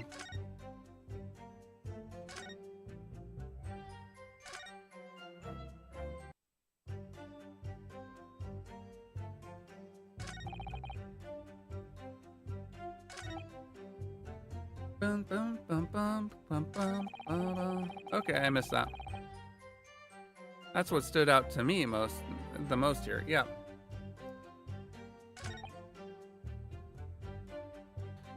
Uh-huh. Hold it! All right. You asked for the help. Oh, whoops. Wrong one.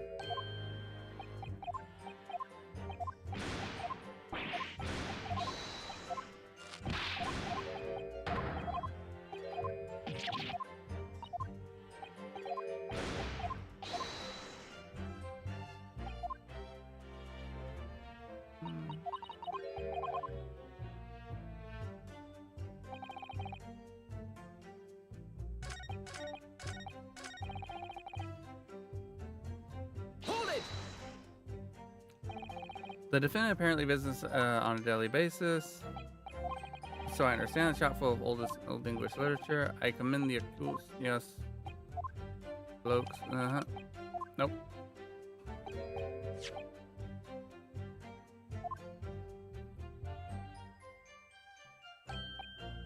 The closest secondhand bookshop of the accused is the little place on Briar. Bourbon Books. It happens. The accused. Okay, let's take a look at the court record. Yeah. Oh, wrong button. There we go. Oh. Oh. Oh. Oh. There we go.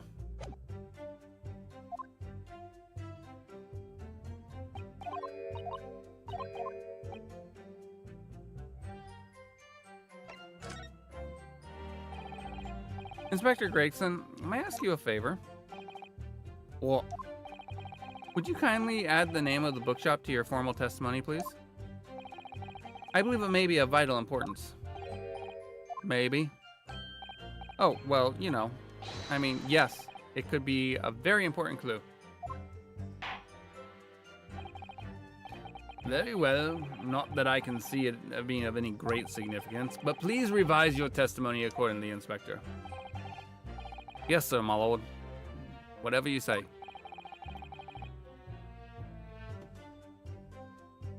Could the man be any more sardonic?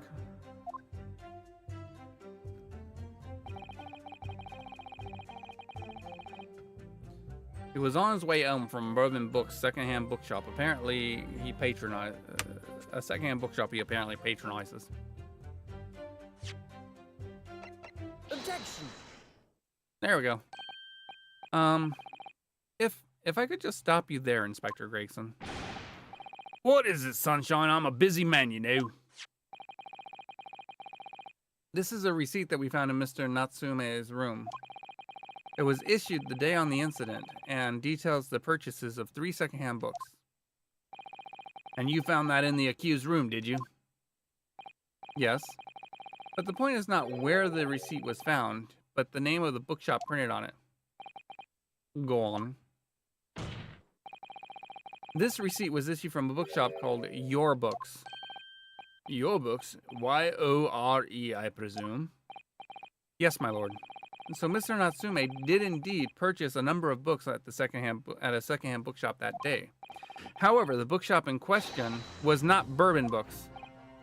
Eh, what? Inspector, did you know of this other bookshop? Yes, sir. Your Books is another secondhand bookshop not far from Bourbon Books.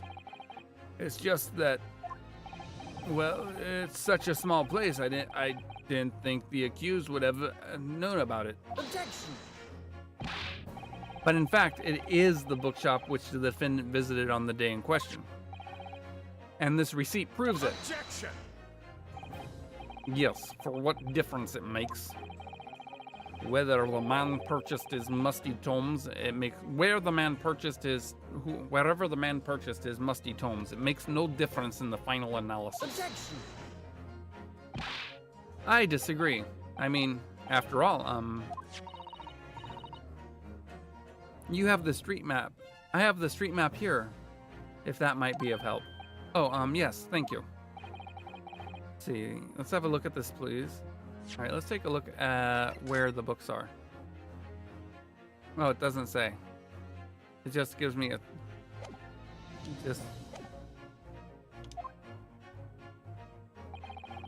If the defendant had been returning from Bourbon Books, then yes, he would have almost certainly have passed this place where Miss Green was attacked. However, if we take into account the fact that it was actually another bookshop, Your Books, it may very well turn out that he wouldn't have passed that location at all. Could that be true? My, it is rather depends on where this other bookshop is, but I do declare it may be possible. Is that right, Mr. Lawyer, sir? What you just said? Absolutely. It absolutely could be right.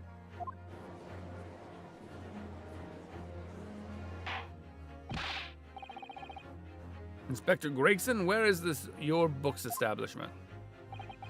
Well, obviously we looked into that.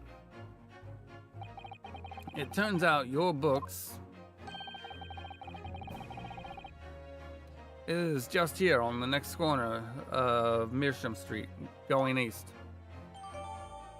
I'm sorry. Assuming that those shaded spots represent the buildings, I dare say that Your Books is actually larger than Bourbon Books. Wouldn't you? The local maps information has been updated in the court record. And there you have it, as you can clearly see now. Oh.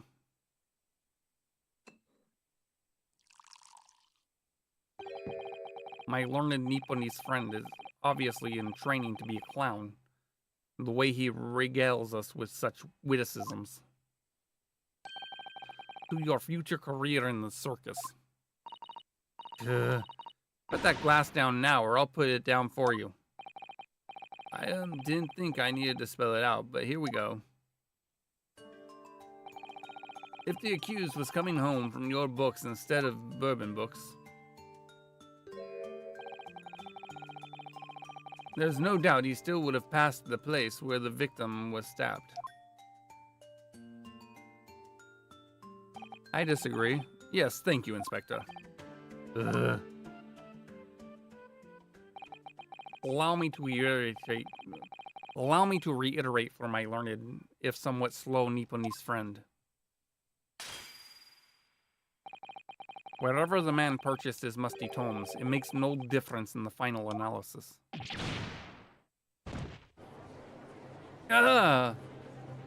This is...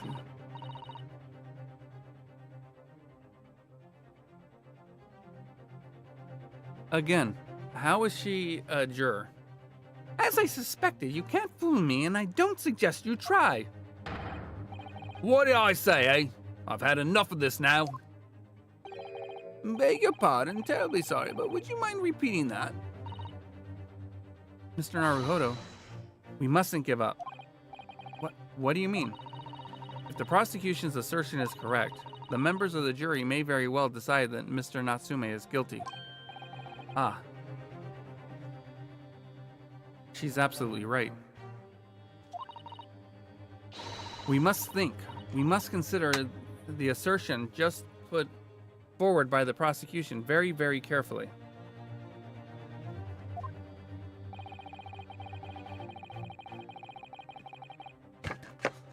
Owie. They claim Sosuke-san must have passed the location of the incident on his way home from Your Books, but raising an objection. The assertion just made by the prosecution is fundamentally flawed. Did I just screw up? Explain yourself, counsel. Yes, my lord.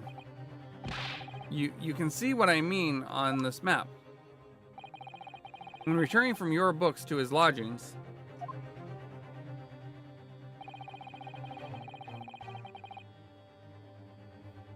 Mr. Natsume could have followed the route suggested by the prosecution. However, that isn't the only conceivable route to take between the two places.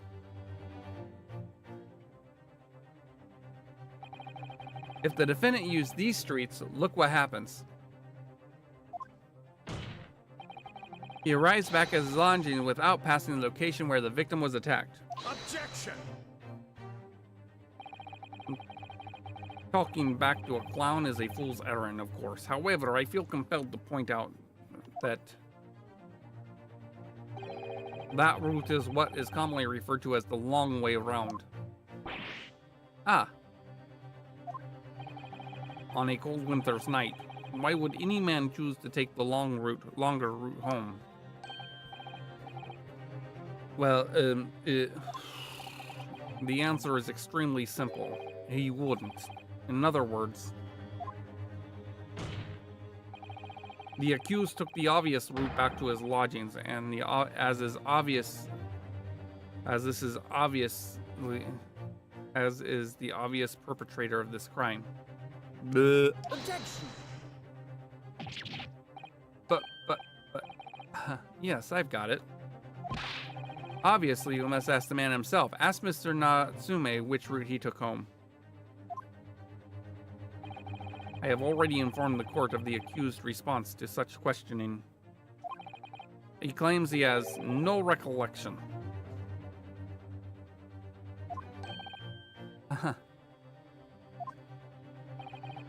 That's right. As I said, the bloke seems to spend his time outside wandering aimlessly from A to B. That day was no exception. He says he doesn't remember where he was or which route he took home. I don't. I mean, that testimony, though, proves that it's very possible that he did take the longer route home. I don't believe this!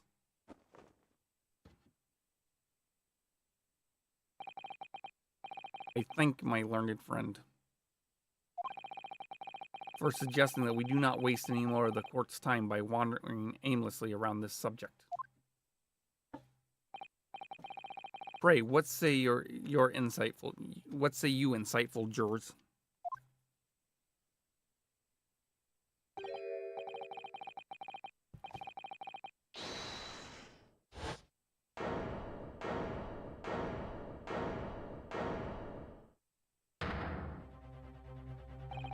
I agree with Lord Van Zykes.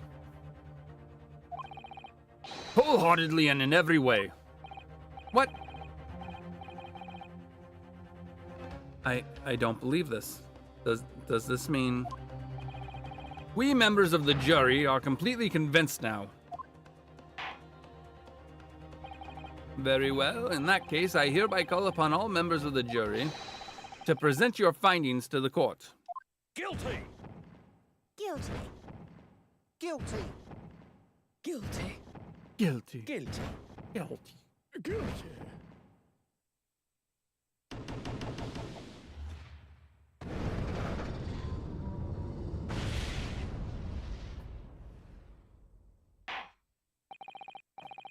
It would appear the jury's leaning is unanimous.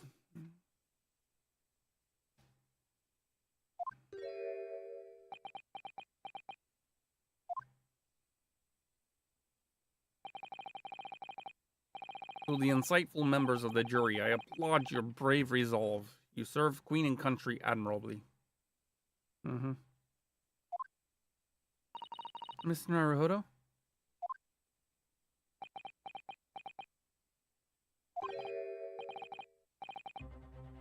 No, not yet. This isn't over yet. I still have one last chance to sway the opinion of the jury. I have to tip the balance of those scales the other way. I have to turn this around. Somehow. Those are the eyes of a query not yet willing to give up and die.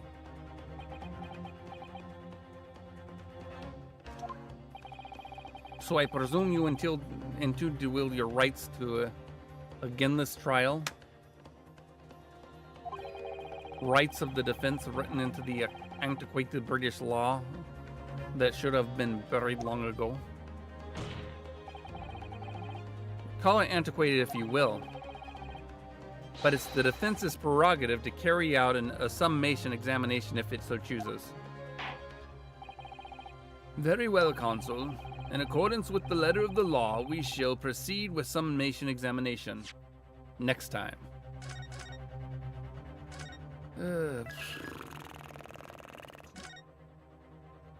So, with that, I do want to say thank you for watching. Thank you for spending your time with me. Take care of yourselves. And I will see you tomorrow, where we are going to continue our adventures or misadventures, take your pick, and Hollow Knight Silk Song. Until then, goodbye, everybody.